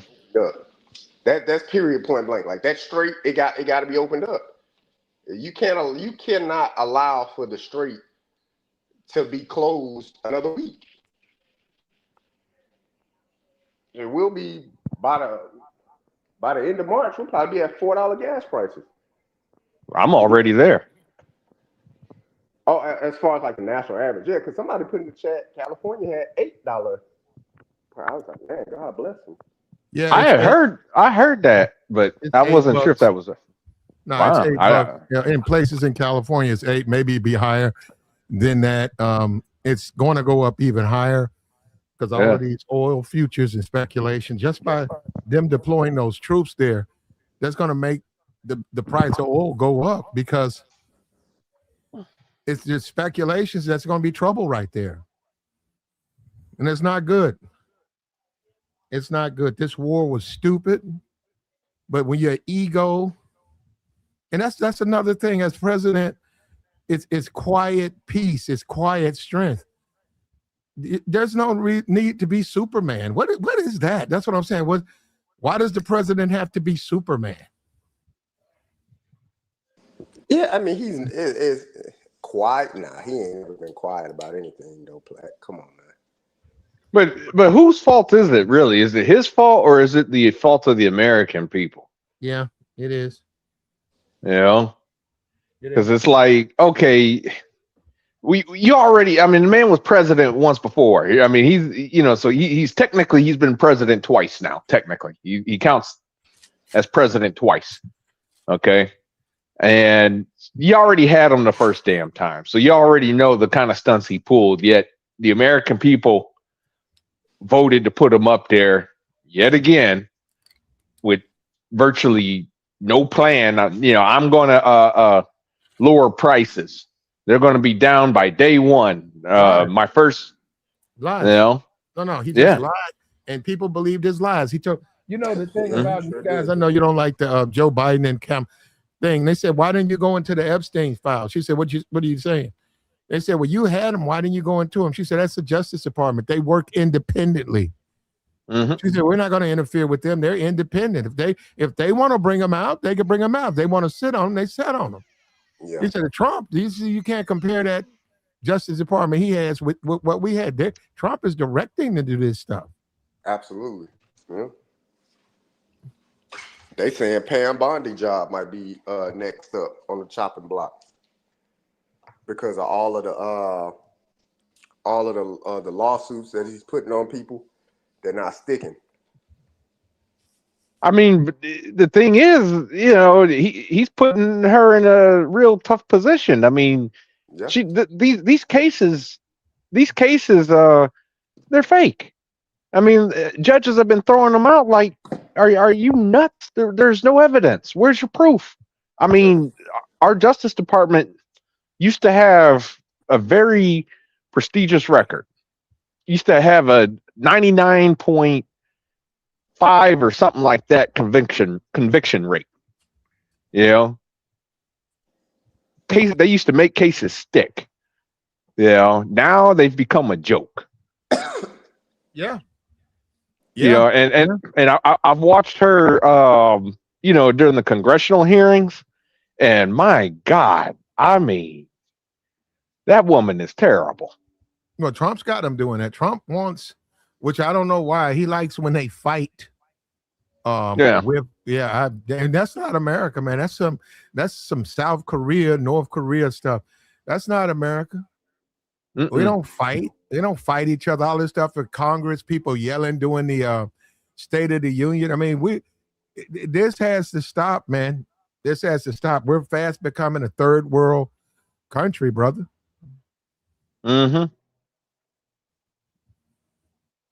But I do think that war may be the final nail in the coffin. I think when we start seeing those service members being brought back, I think that it's going to be like a shot of cold water. A lot of people are going to wake up and they're going to realize that we have to bring this stuff to a stop. Nah, Fox News will protect them. Man showed up with a hat He's promoting his hat, his USA hat. Yeah, but it's getting hard. Transfer. I said, this man crazy as But hell. but they're the ones who called him out on it, though. Yeah, it's they called him out, but they put up a different video. Yeah, but they talked to him. Yeah. And you got to understand, he's got to listen. He is the president. They don't want to listen. What I'm saying, if you tell him don't do it, he said, okay. And then he does it anyway. Like, what you going to do about it? You know, People I want to wear on my Fox hat. News ass, man. You can't. And I see JD, and I saw JD. I said, I see what JD going to be doing. And sure enough, the next day, JD was out there doing a dignified transfer of bodies. Trump wasn't nowhere to be found. Wasn't nowhere to be found. Nowhere. I think he was coming back from Kentucky doing a rally or something like that. Crazy. He went but that's the thing. No, I was go ahead, brother. I was just gonna say, I think though, President Trump's time is, as far as his popularity it's running out, man. Because even his base, the MAGA base, is getting frustrated with him. Some of his biggest supporters, Joe Rogan. Joe Rogan was a huge Trump supporter, and he's upset with Trump. We all saw what's her name, Marjorie Taylor Greene. He'll still vote for him though. He'll be upset, but he'll still cast that ballot for Trump. But see, that's the thing. I don't know, because it's like, I think because MAGA, they really believed in him, man. They thought that he was going to be a different kind of president, and it's just more of the same, except worse. Yeah. It is the same, because like all of that stuff, you go back, all these wars, you're right, Darnell. America was thinking or making overtures that they were going to do these things. Trump just got in, he's doing them all. The whole Greenland thing, they've made overtures about that. When you take a look at when you take a look at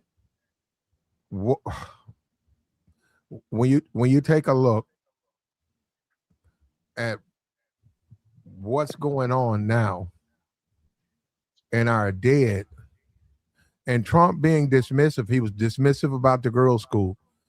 I'm looking forward to seeing how he's going to be dismissive about the dead bodies of fallen service members that he sent over there. Is he going to, if it takes his polls down, is he going to try to make it seem like it's not a big deal? What's he going to do? And you're right. He was elected by America. So as he goes, so do we. We're going to go all with him, because he's our leader. He's the leader.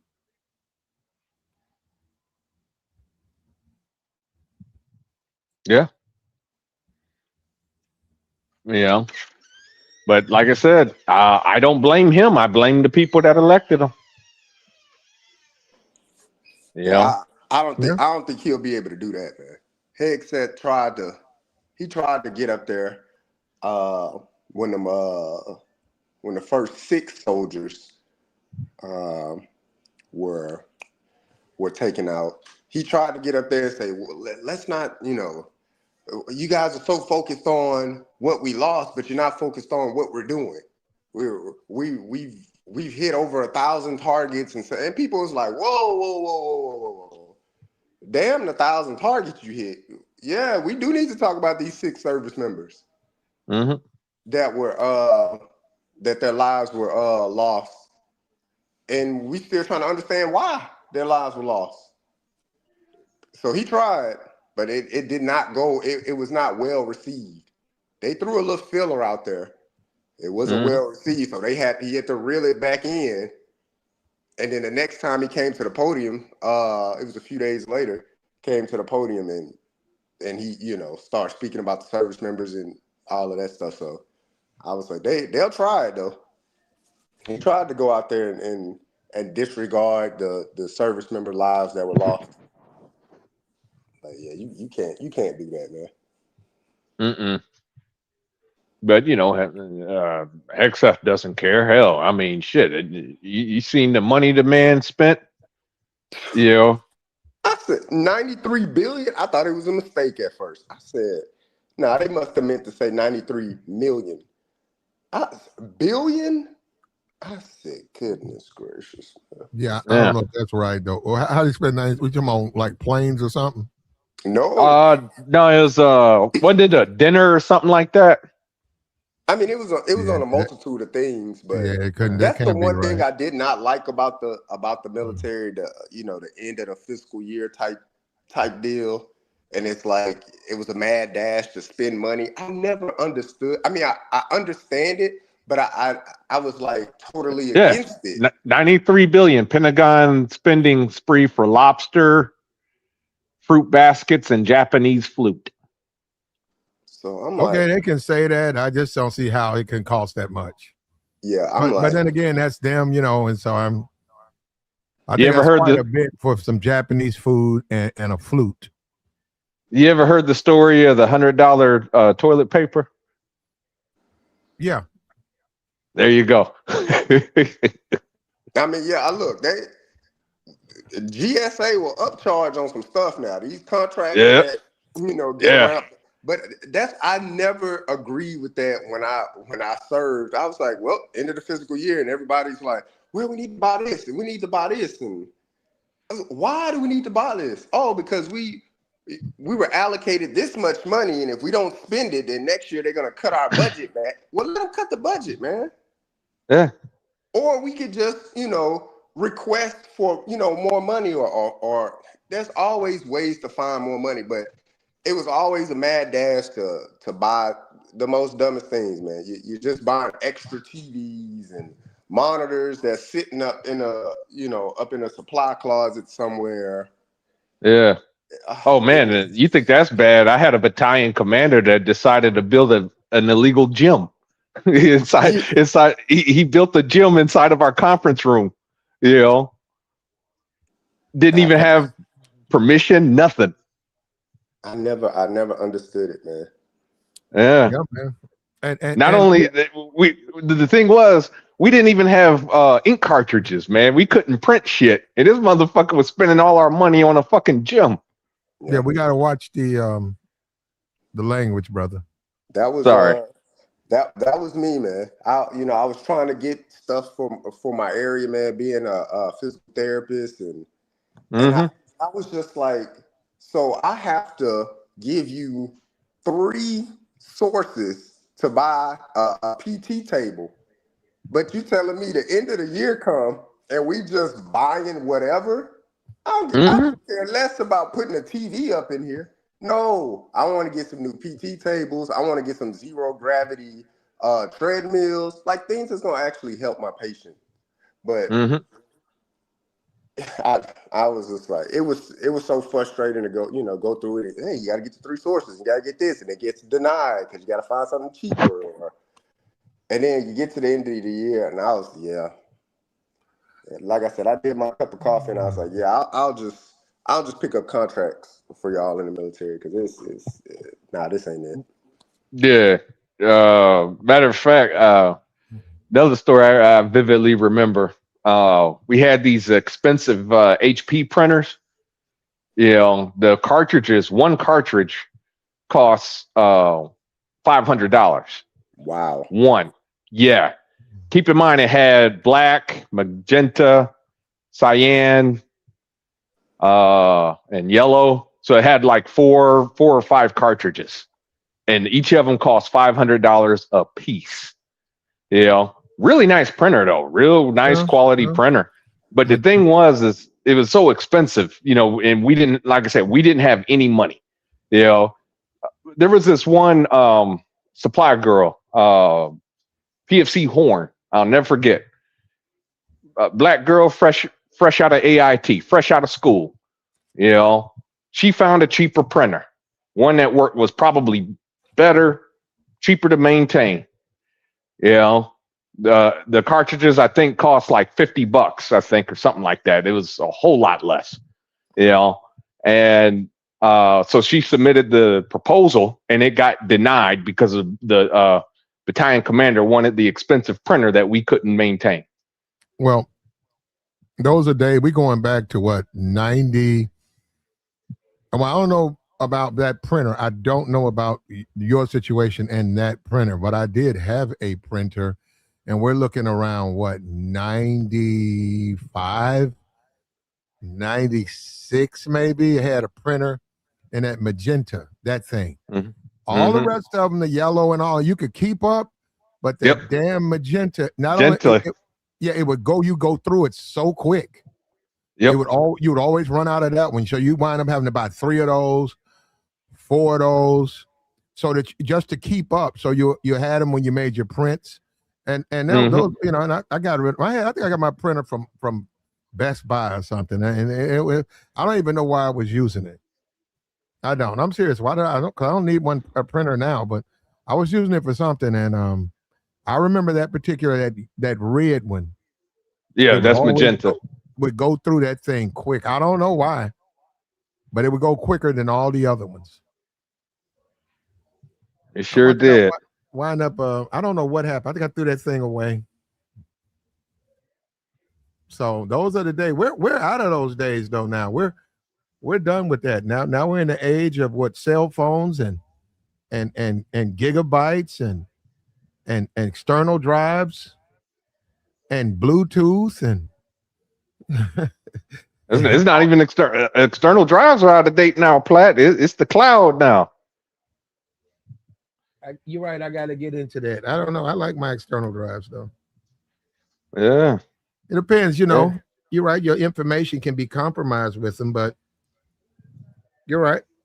The clouds, put that stuff in the cloud, put a password on it, and it's there, right? Forever, right? Yep. So it works the same way. You just got to download from the cloud. Yeah. You don't have to download the computer. I could put Terminator in the cloud, and if I feel like watching Terminator, I can watch it from the cloud. It'll stream. Yeah, you can stream it on any device. You just log in to whatever you got, whether it's OneDrive or Google, whatever Google calls their cloud. You put it up there. You could watch it on your phone. I think that might be my next endeavor or whatever, you know. But yeah, the only thing, make sure you pay your bill though. Otherwise you lose everything. I'll pay it. That's yeah. I got to pay it, man. All of this stuff. I think I've been paying Paramount for the whole year. I haven't even watched one. I watched one Ohio State game on Paramount TV or whatever. $6.99 a month. I've been paying it for a year. I got to go and it's a hustle, man. That's all of this stuff is. We're doing a transitional period of time, and we got to make it through. But it's just a big hustle. That's all it is. I got a plasma TV for $80, probably 5 years ago.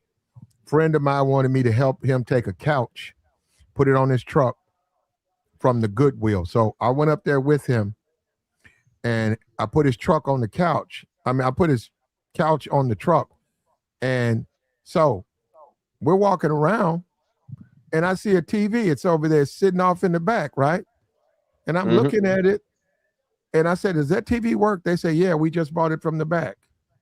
She said, somebody just dropped it off. I said, okay, how much is it? She said, well, we haven't priced it yet, but let me go look. She came back. She said, I talked to the manager. He said, he'll sell it to you for $80. She said, well, we'll probably put it on the floor tomorrow, and it'll probably be about 75, maybe even 60. I said, sold. I said, so we put that thing still working 5 years later, man. This big old heavy. It's outdated. You know, I don't even know if they even make things like that anymore. But no, they don't make plasma. Died as soon as it came out. Oh, okay. Well, this heavy thing is my monitor now, and this thing weighs like 300 pounds. Yeah, you know, it's some outdated technology, man. For it to, yeah, that's the little TVs we got now. You know, you can take a 60-inch TV. And you know, you just got to have your balance. But it's a light TV, you know. Man, this thing is 300 pounds, man. I don't know what's in it. I don't know if it's ink. I don't know what's in this thing. No, so plasma is outdated technology. It was it's a I forget. It's some kind of liquid crystal uh fluid or something like that. But anyway, LED basically took it out. The problem with plasma, like if you touch the screen or whatever have you, then basically you would break it. You know, they didn't usually they didn't last long. Like trying to move, like a lot of times, if people moved or whatever, Mm-hmm. you know what I'm saying, they used to just leave the plasma TV or whatever and just buy a new one. You know, because it was like you move, you know, you put it in a box, Yeah, I'm it too would break. ghetto for that. I'm too ghetto Yeah. for that. Man, why the No, hell no, you and know I you struggle black? with Come that. No, on, I man. struggle with that. I'm serious. I'm being for real with you. I struggle with that. I'm too ghetto for that. I can see what you're talking about. $80 TV that's been working for 5 years. It weighs 350. Why you want to try to take it downstairs? Just leave it. I get you, but I have this thing where I got to take a hammer and bust the front of it, and I struggle with why do that, man. Just leave the TV there. Whoever gets it gets it. Why you want to? I don't know, but I can't. I got to take a hammer or something and bust the front screen so it's inoperable. Or if they operate it, got a big smash mark in the middle. Mm-hmm. And I know I shouldn't be like that, and I'm struggling with that right now. Why I don't? I got to get out of that, man. I think I might. I'm gonna get away from that.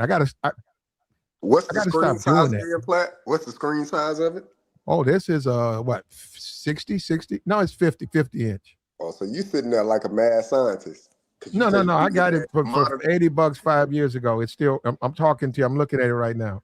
No, you Yeah. said you use it as your monitor. That's why I said you sitting there Oh like a yeah, mad yeah, but I scientist. don't. I don't need it. I mean, I'm saying I can look. Somebody said you're poor, Plat. You're right. Look, support the platform. Hit the cash app. Hit the super chat. The only thing wrong with it is just heavy. Yeah. That's it. Ain't It's nothing wrong just with a that. heavy television. I mean, a heavy piece of equipment. If it wasn't heavy, it would be fine. It's outdated, man. It's a plasma. My And boy plasma Fat. were going what 3,000? Plasma going like $4,000 when they first came out. Oh yeah, back in the day. Yeah. Yeah. Yeah, so were the 4K TVs when they first came out. The 2K, 4K TVs, those were going for the 3 or 4, you know. And now you could pick them up for like $600 now. My boy Platt, a mad scientist. He said, "I got Oh, the 50-inch screen. I'm sitting there. It's a monitor, baby. Well, that's a big screen shoot, to you. As a shoot, monitor, yes. For a Nah, computer you're gonna monitor, have we used it as two a people. computer monitor. Man, you That's a got big people with screen, two screens. You know, Platt. they got two simultaneous screens, and yeah. you get. It depends on where you put your setup. What are you talking about? You got a man cave? You got a man cave. You can have two 80-inch monitors. Now, I wouldn't recommend you do it, but you can sit there like you're in the war plans or something Yeah, with two monitors going that would be side by side. excessive. That would be totally excessive, man. I mean, I got two, I got two curved screens in our Now, those are studio office. expensive. Those are But expensive. yeah, I'm not going, a 50, you the mad scientist, man. Hey, No, you I'm think that's not. bad? I'm gonna bring got that up to my wife. I'm gonna say, you know what? I think I'm gonna take the 85-inch that's in the movie room, and I think I'm gonna make that to a monitor. Just sit there. And, Why don't you do it? I wouldn't do that. I would I would take the old one, put it as your monitor, but you got to replace it with a new one and a better model. Just buy a bigger, better TV. yeah, you think that's bad? I still got a fax machine, man. Ain't Hey, nothing wrong with a fax you machine. still got it. I mean, Yeah. they still use it some places. Yeah. Hell, I just used the fax machine last year. I had Did you? Yeah, I didn't. I kid you not. I had to I didn't do it, but one of the assistants in the office had to fax over somebody's medical records. I was like, damn, y'all still Yeah. In medical, they still use fax machines in medical. But that they're about the last people that still use those things. Yeah. But yeah, we sure did. We had to fax somebody's stuff over. Or the patient requested for their medical information to be faxed. Yeah. I was like, I didn't even know we had one. I was like, well, let me talk to some of the assistants up front. And sure enough, they said, yeah, we can do it. I said, well, goddamn, you learn something new every Yeah, day. well, I mean, it's I outdated did not know equipment. that You we do can have do to that. Yeah. upgrade, though. I mean, sometimes you just have to upgrade. If you got nephews, nieces, or even kids. But then again, like I said, when you talking about upgrading, they might not want that outdated stuff. They might not Yeah. want it because it's outdated. Yeah, So, but yeah, the volunteer services at the local VA, they tried to give me a VHS player. And I was like, what am I going to do? I can't even hook that thing up. well, actually, I still have some VHS tapes, and I have a VHS player. Yeah, yeah. Nah, I ain't If you seen still no got VHS in tapes, a while. like if you got like the Disney VHS movies, yeah, you keep those. I mean, those are like that's like keeping an old comic book from the Yeah, 50s or but something. it's you're right though. I'm just saying it's if you have the time, that stuff takes time. When they say transfer it to MP4 or like you say, put in the cloud, that's a VHS. You can't go fast. It's got to Mm-mm. go the time of the tape. So if you got a 6-hour VHS and you got a bunch of stuff on it, you got adult what's that thing? Adult Swim. Adult Swim. I know you guys thought it says Adult Swim, right? And you want to your Squid Billies, your Black Dynamite. Black You, Dynamite. That was a funny movie, yeah, man. you gotta let that thing just run so you can get it. So that's what I'm saying. A lot of times people don't have time for that. Yeah, but Yeah, my yeah, You know, wife I mean, really Aqua Team Hunger Force. we'll have a movie night or something like that, and we picking a movie off of all these different streaming services that you pay for. But sometimes, what I don't understand within the streaming service, within the service that you use, there'll be older movies that you still have to pay for. I be telling my wife, man, let me go find. Hold on, I think we probably got that DVD upstairs. Let me go find it out there. Mm-hmm. Put it on. It was some movie that we were. Man, what was it? It was Drumline. That's like one of my favorite movies, man. Okay. But Drumline. Drumline. Yeah, I don't. It just puts me in that nostalgia. Like, I was Nick Cannon. You like Nick Cannon? crazy thing No, is, Platt, I think he was I in was the never in a band. band. Never in a What? band, Platt. I Huh? hooped in I college. figured. I played college. I hooped in Oh, okay. college. I got you. I got you. I was never in the band, I but got you. some part of me probably wanted to be in the band. But Watched that's probably my favorite movie. Lady Sings the Blues and Mahogany on DVD. Matter of fact, you said old scars on Prime. You can get and the format I couldn't use it because you can't really download from Prime. They say you can, but you can't. Got Lady Sings the Blues, couldn't get Mahogany, and they still charge you for Mahogany. Mahogany's nowhere. Crazy. You can't buy Mahogany anywhere, but you can get Lady Sings the Blues on Prime for free, but you can't download it. So I need to watch both of those. And that's Billy G. Billy D, man. That brother don't get his flowers, brother. That brother acted his butt off in that movie, man. That's some of his best work. Colt That's some of 45 his spokesman. best work. Billy D. Williams, some of his best work. Lady Sings the Blues and Mahogany. Classics. I think his best work was the beer commercials, man. That's his best work. Everybody wanted to be like Billy D. You know, Mm-hmm. he could sell some malt liquor, boy. He didn't drink that stuff. No, but he was the spokesman. He was a Colt 45 spokesman. Yeah, in the chat they say F Trump. Look, yeah, we're still talking about this. Trump orders ground troop. Let me tell you something. What you guys don't understand, if you're a ground troop right now, what do you think you're talking about? You're talking about stuff like what you miss in America. Lady Sings the Blues, VHS, an old printer. What do you think those guys are talking about? They want to come home. They're scared. They're talking amongst each other about things like what you hear up here. Afraid. We need to bring these troops home. That's what we need to do. This has gone on too long. Let's bring those kids home.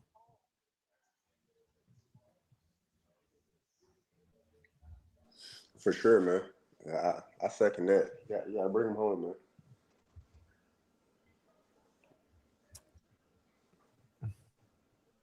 We go You say from he this. know Billy D from Star Wars and Lady Sings the Blues. Yeah, excellent. Excellent cinema. If you're someone who keeps up with it, if you to a certain degree have a discerning eye and you look for particular movies, those movies are classics, man. Billy D was he should have got an Oscar. Yeah. They made it about Diana Ross, but it really Billy D took over. And I'm a black man. He stole the show. So I gotta rip them. I don't have a ripper. I go get it. I think I gotta go buy a DVD ripper. I'm gonna rip both of those off. I'm gonna rip both of those MP4s off, and I'm gonna discard that DVD. I don't need that. I do need that MP4 though.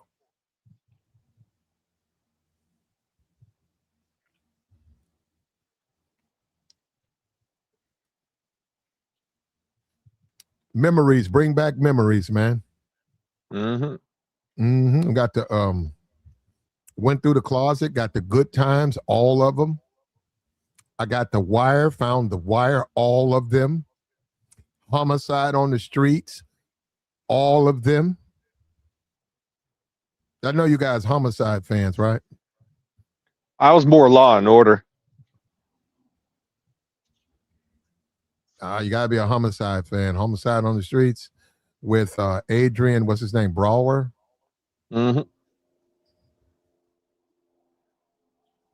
Great. That's some of the great. They don't make TV like that anymore. Nope. The Wire, which I don't want to watch again. Watched once is enough for me. Man, I love The Wire, man. Like that'll never get old. I like Bubbles. Yeah, that's a good character. Bub. Did you see what Bub got put his? He tried to delete himself. He was on the ceiling fan. Yeah.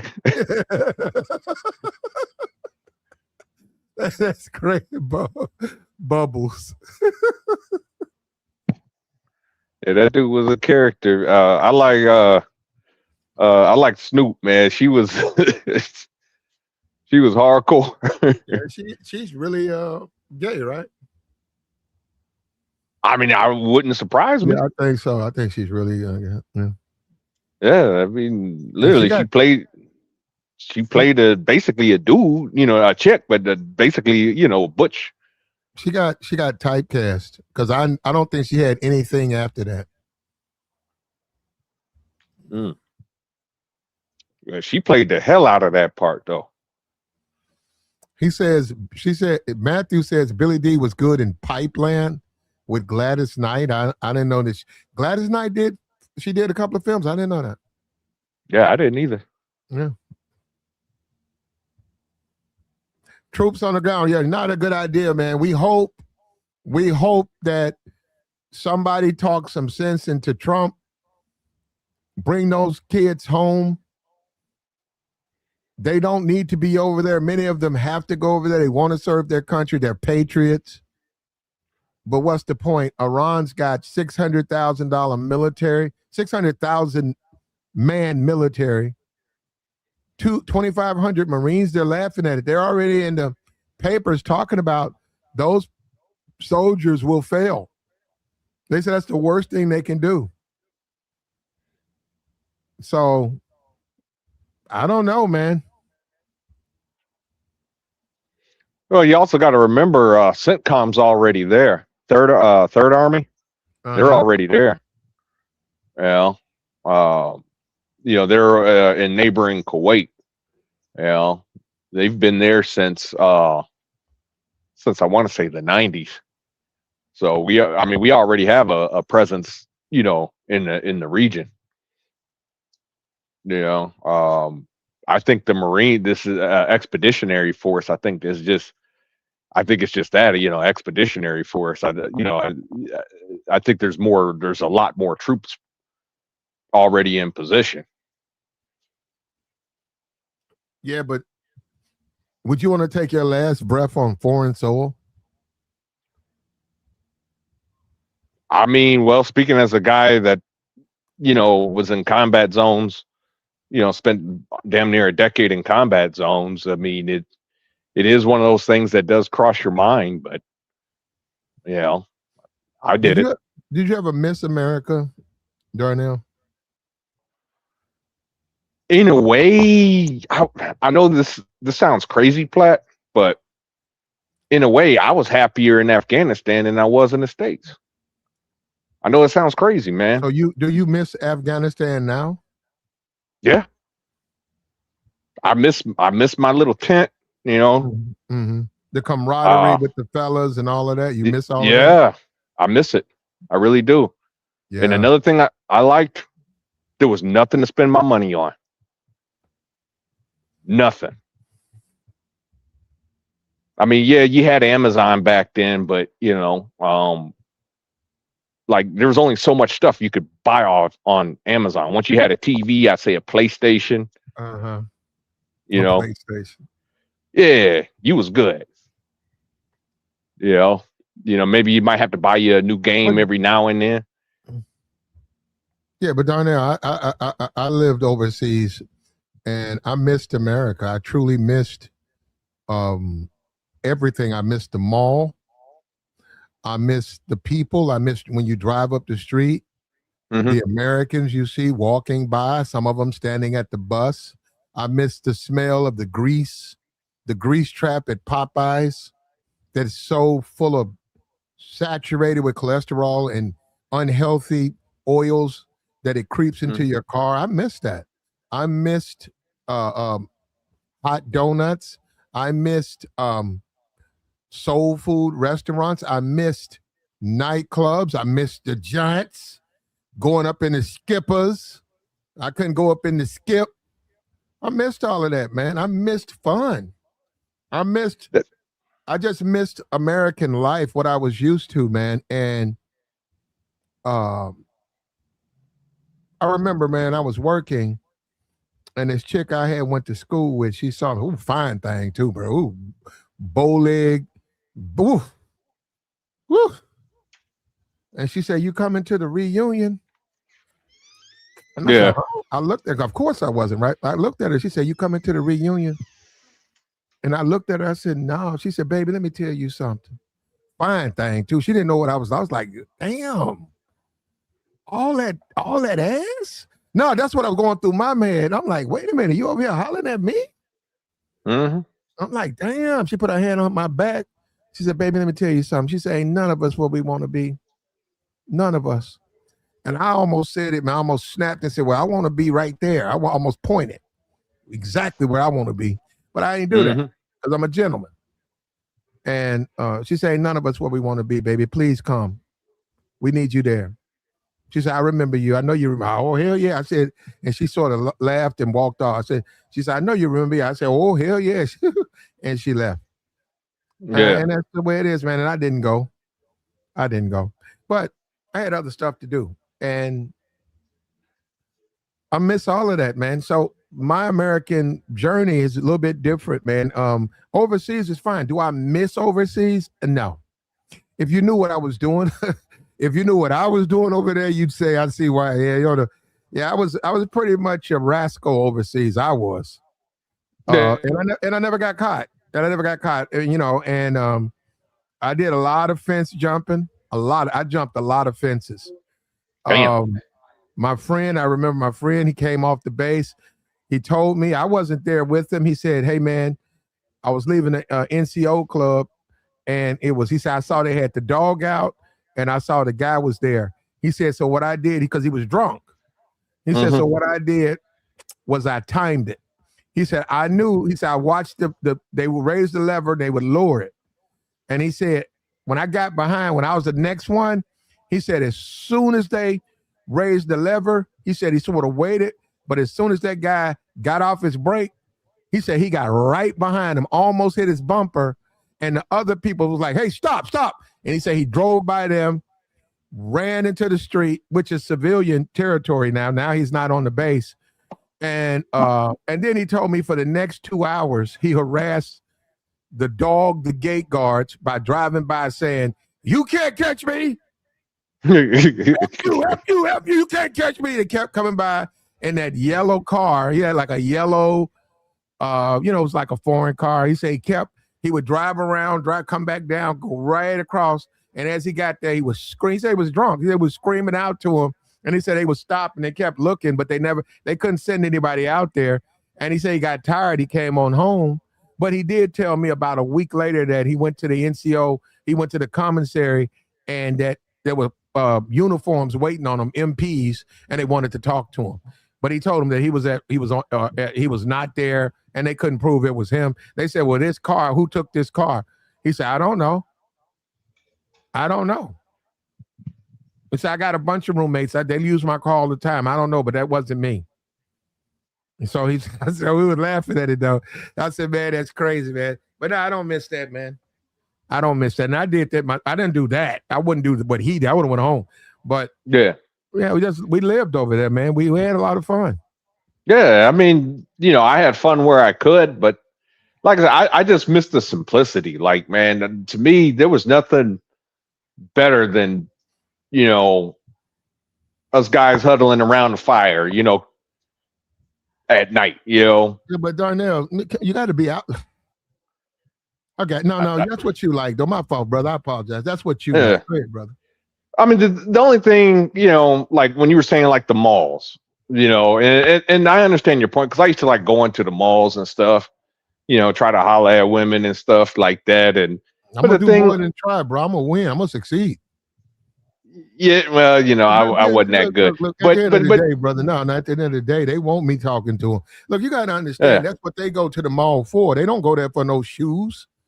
The women that go there looking for platinum, they go there looking for me. Nope, well, that's great. Me to holler at them. They want to do some things with me. I want to do some things with them. That's the way we living out here, man.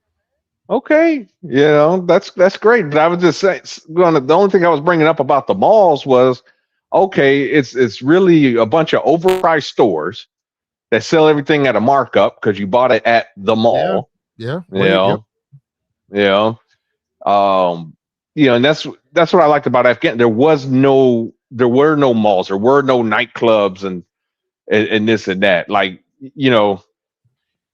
I guess now that I'm older, like, because like now I don't even like nightclubs anymore. Can't stand them. I mean, as a matter of fact, I was talking with somebody the other day, about, we were talking about the price of a beer is $10 now. For what? I mean, look, but don't drink. Look, you gotta do what you gotta do. In America, my journey's not over. So, but my American journey, I don't want to go to some desert around a bunch of camels and blankets and guys talking about sleep with the camel. I don't want to do that. I don't want to be around a bunch of dudes, just a fire and men. I don't want to be around. I wouldn't do that anyhow. I'm going to get up and go and sit to myself. I don't want to sit around dudes. I'm like, yo, man, I ain't with this. Man, where the women at? Bruh, come on, man. We got to do something, man. That's just my configuration, man. That's just not my thing. Now, we could rock together, me and the dudes. Hey, man, let's go find some women. Come on. Mm-hmm. Now, we could do that. But no, we can't just sit around with our legs folded, drinking coffee. No, that's a no for me. You got to be at the bitch. And I hate to say it that way because we're trying to keep this stream clean. But you got to be at the females. You got the women. I don't care where you go. If you go to the dark side of the moon, you tell them you tell the men, hey, what's up? They say, what's up? Let's get at some chicks, man. What we doing? Mm-hmm. Yeah, that's how you do that. And I don't understand. I can't even speak that language, man. I wish I would go somewhere and sit around and sleep and wake up and go to work and sleep Nah, man. I That's just one of the, I just that's one of the miss. good things of that's one of the good things of living overseas. You get to, I'm gonna hit the mall, bro. I know. Let me tell you something, bro. And you could do it yourself if you wanted to. Clean yourself up. Any man, clean yourself up. Get your clothes tailored. Look good, and the women will come to you. All you gotta do is just go where they are, and they're gonna come to you, brother. You ain't gotta say nothing, but you gotta have your stuff together. So I enjoyed all the places I went, man. Yeah, I'm sorry. I don't know. I guess it's because of the consumerism. I just fucking hate it, man. The pressure, like there's just too much pressure here. Like over there, I just didn't feel it. I didn't feel the pressure. I was just happy, just like you said, eat, sleep, go to work. Simple. Well, you got out, but dudes probably like you because you was out the way. Yeah. Oh yeah, I always stayed away from the flagpole, man. I used to be at the dude, you the type of dude that if you stayed on the floor with, we could have you watch out. Like, yo, man, check this out. I'm finna take her in here. Look, do me a favor. Watch out. Let me know. Yeah. You go stand outside and say, okay, man, you all right? You ain't Yeah, done yet. Okay, take your time, man. You good. That's you be good for that, man. We'll throw you a cheeseburger or some shit like that. Honestly, well, they never gave me a cheeseburger or nothing like that, but but honestly, yeah, they used to have me do kind of, hey man, I'm bringing a chick through or whatever. I'm like, oh yeah, no problem, man. You good? I got you.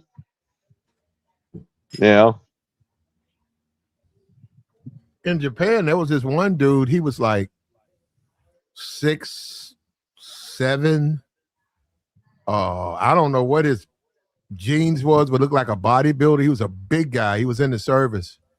And Japanese women absolutely adored him. He used to always bring extras back to feed to his friends. And she was like, I think she was doing porn. She's a big, thick Japanese woman. And he would always instruct her, go get a couple other women. Let's go back to the base. But I need a couple other women to feed to my friends. And there was one particular dude that was his best friend. He fed that dude on a regular basis. And then sometimes we would go into his room and it'd be like 5 women, 10 men, which is obviously not enough. And he was always, he was just, I knew him. I didn't know him like that, and they worked together too. He was feeding all the guys. So sometimes guys will just feed you, man. Yeah.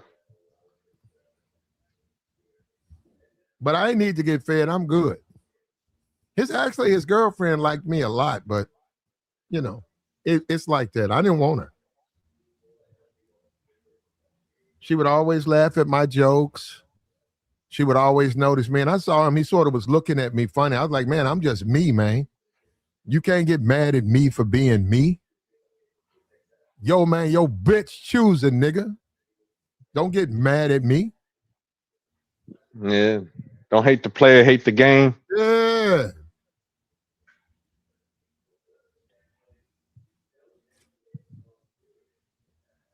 And sometimes you got, and that's all that stuff, that's camaraderie, but I would never do that. I remember our hurricanes, we used to get locked in. They said we're going to be in for 4 days. You had to have sometimes they would smuggle well, we're not going to get into that, but they would have women up there that were foreign women, and they would spend days with troops. Just knock on the door, man, and they would go to they would take care of you, and then when you were done, you could set them out or you could keep them. And they would spend we would have 4 days of hurricanes. Damn. And the hurricanes look crazy too, man. The wind blowing and the trees. And you saw how dangerous and deadly they were, but we couldn't leave. Only thing you could do was watch. We would be in the building, and they weren't supposed to have these women there, but there would be 2-3 women that they had paid to come from the village. There's a village of those women. They would go and pick like 4 or 5 workers, smuggle them in, and they would be there, man. And guys would let you know, hey man, if you want some company, so-and-so's here. Here she is. Now, obviously there was a price to be paid for that, but you could have company. Yeah. And then once she was done, you know, she would go somewhere else, and she had to eat and all of that. And then eventually, when they said it's okay to leave a base, they smuggled her out. And when I say smuggled, guess who was standing watch? The person who was down there keeping the watch was a person that was sleeping with her. So he went down there and said, "Yeah, man, anytime." He'd walk her right on down, walk her right on out the building, walk them all around the building. Nobody said nothing.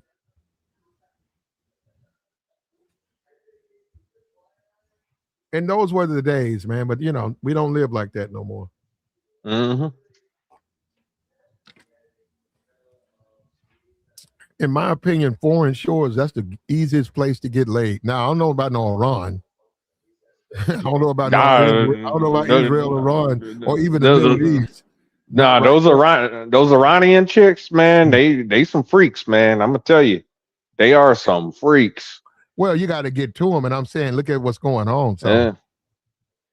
Yeah, that was always. I mean, even before all this, they were hard to find, but man, they was. You know, don't. All I'm saying is, just don't let that. You know, their religion fool you. You know what I'm saying? we Like went. they be some of the biggest No, freaks. I got you. We went to Malaysia, Mhm. and those were the most beautiful women I've ever seen in my life, and they were all over the place. Malay, they were all over the Mhm. place, and they was on go. They was ready. They was ready to. You know the crazy thing about it is you, as an American man, think you gonna turn them out. Nah, they finna Mm-mm. turn you out. You ain't. You the one. You knew. They looking at you. Hey, you just showed up yesterday. I've been doing this for years. What you Yep. want to do? What you want to do? And then you can't believe it, but that's the way it is. Yeah. Yeah. You- That's how it was for me in Brazil, man. Yeah, yeah. I've been looking at Brazil too. You got my yeah, nah, Brazil, Colombia, Brazil. I haven't been to Colombia, but I'm sure it's the same thing. But like Brazil, yeah, I got down there. I mean, just like you said, the woman show you a thing or two. You know what I'm saying? My thing though, and I don't maybe I got to get over this. I don't like to buy. No, I agree. A lot of you guys want to buy, and that's just not my thing.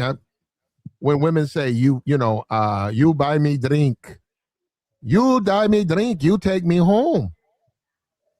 You know, you buy me air conditioner. I be Uh, with you. Yeah, the it's not. platinum, platinum, It's not. That ain't platinum. me, man. I don't think he. I mean, no matter even a woman here in the states. I mean, you paying her car note. You go on a date. So Cash I up. need like $500. Yeah, hit that cash app. You know what I'm saying? I need you to put something on my phone. You know. You know what? Speaking of that, I got this Apple Pay. Let me try. I gotta transfer this Apple Pay money into my Cash App. This money been sitting here so long. Let me see.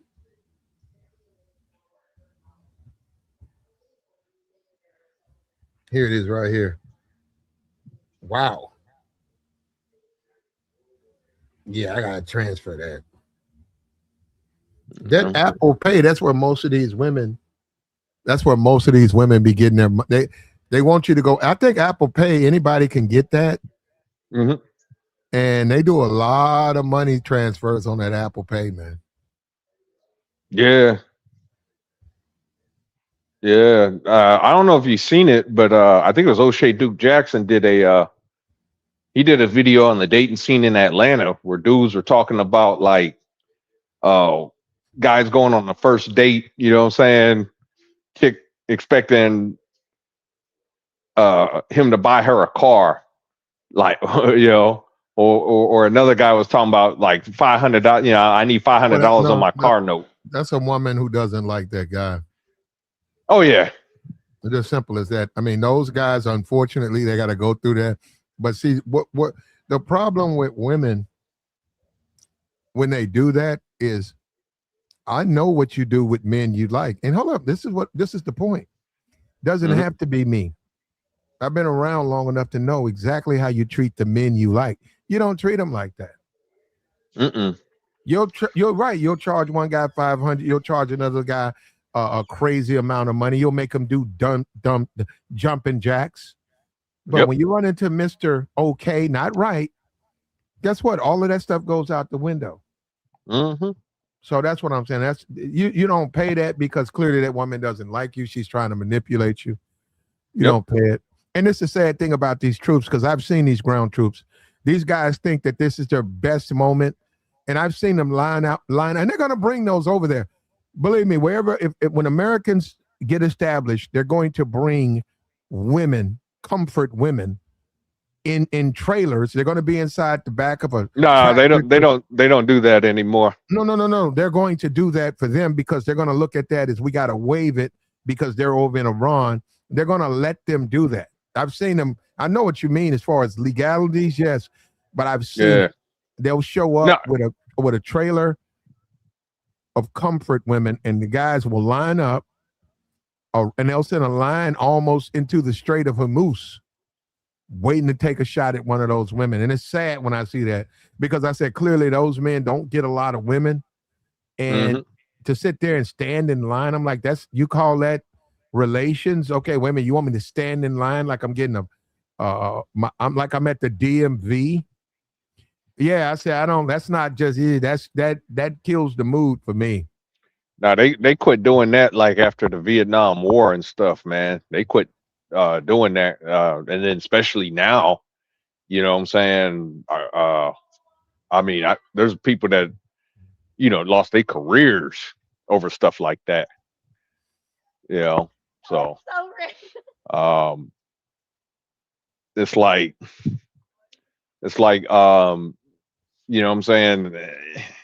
That's just something they just don't do anymore.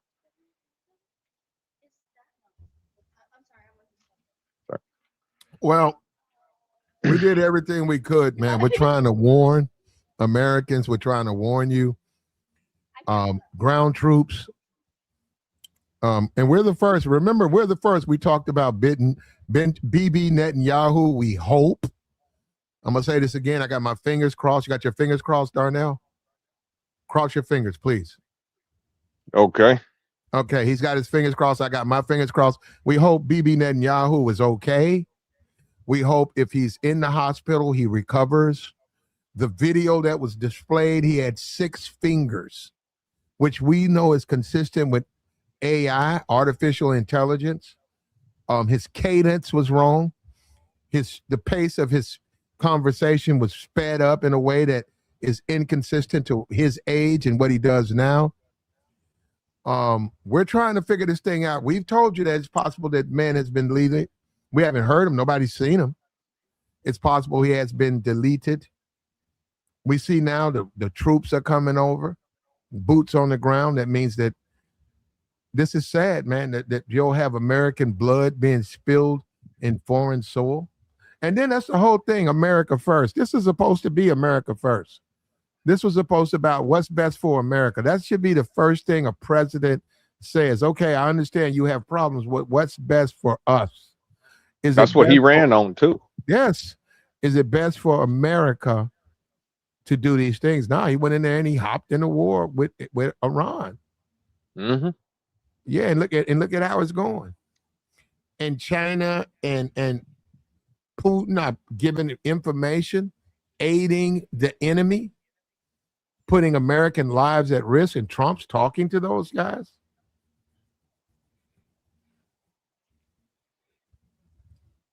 Yeah. There was a video. He said Netanyahu has 6. There was a video where you could count the fingers. There was 6 of them. So you tell me, I don't know.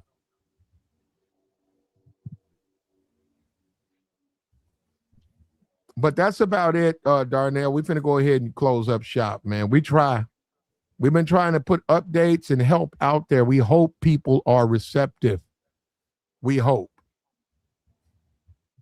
I'm gonna go and find out the latest update. I mean, what was the attack? Was he attacked or something? Wait. this gut feel guy. This guy does prime time now. Yeah, on Fox. Yeah, I Yeah, know. when did that start? He's been on Fox at least 10 years.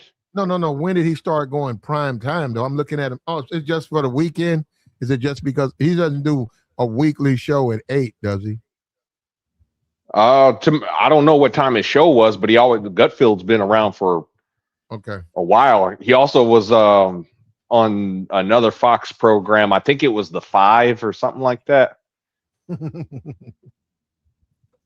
And yeah, so he's been around. Yeah, he's been around for a while. There you go. He said Trump is Israel first. Yeah. Yeah. We shouldn't be fighting Iranians. We shouldn't be fighting Israel's war. I agree. I agree, man. But we're out of here, man. We appreciate you, Darnell. Appreciate Thank you for having me. No problem, bro. Thank you. Appreciate you. We got to go ahead and end this stream, man. Take care.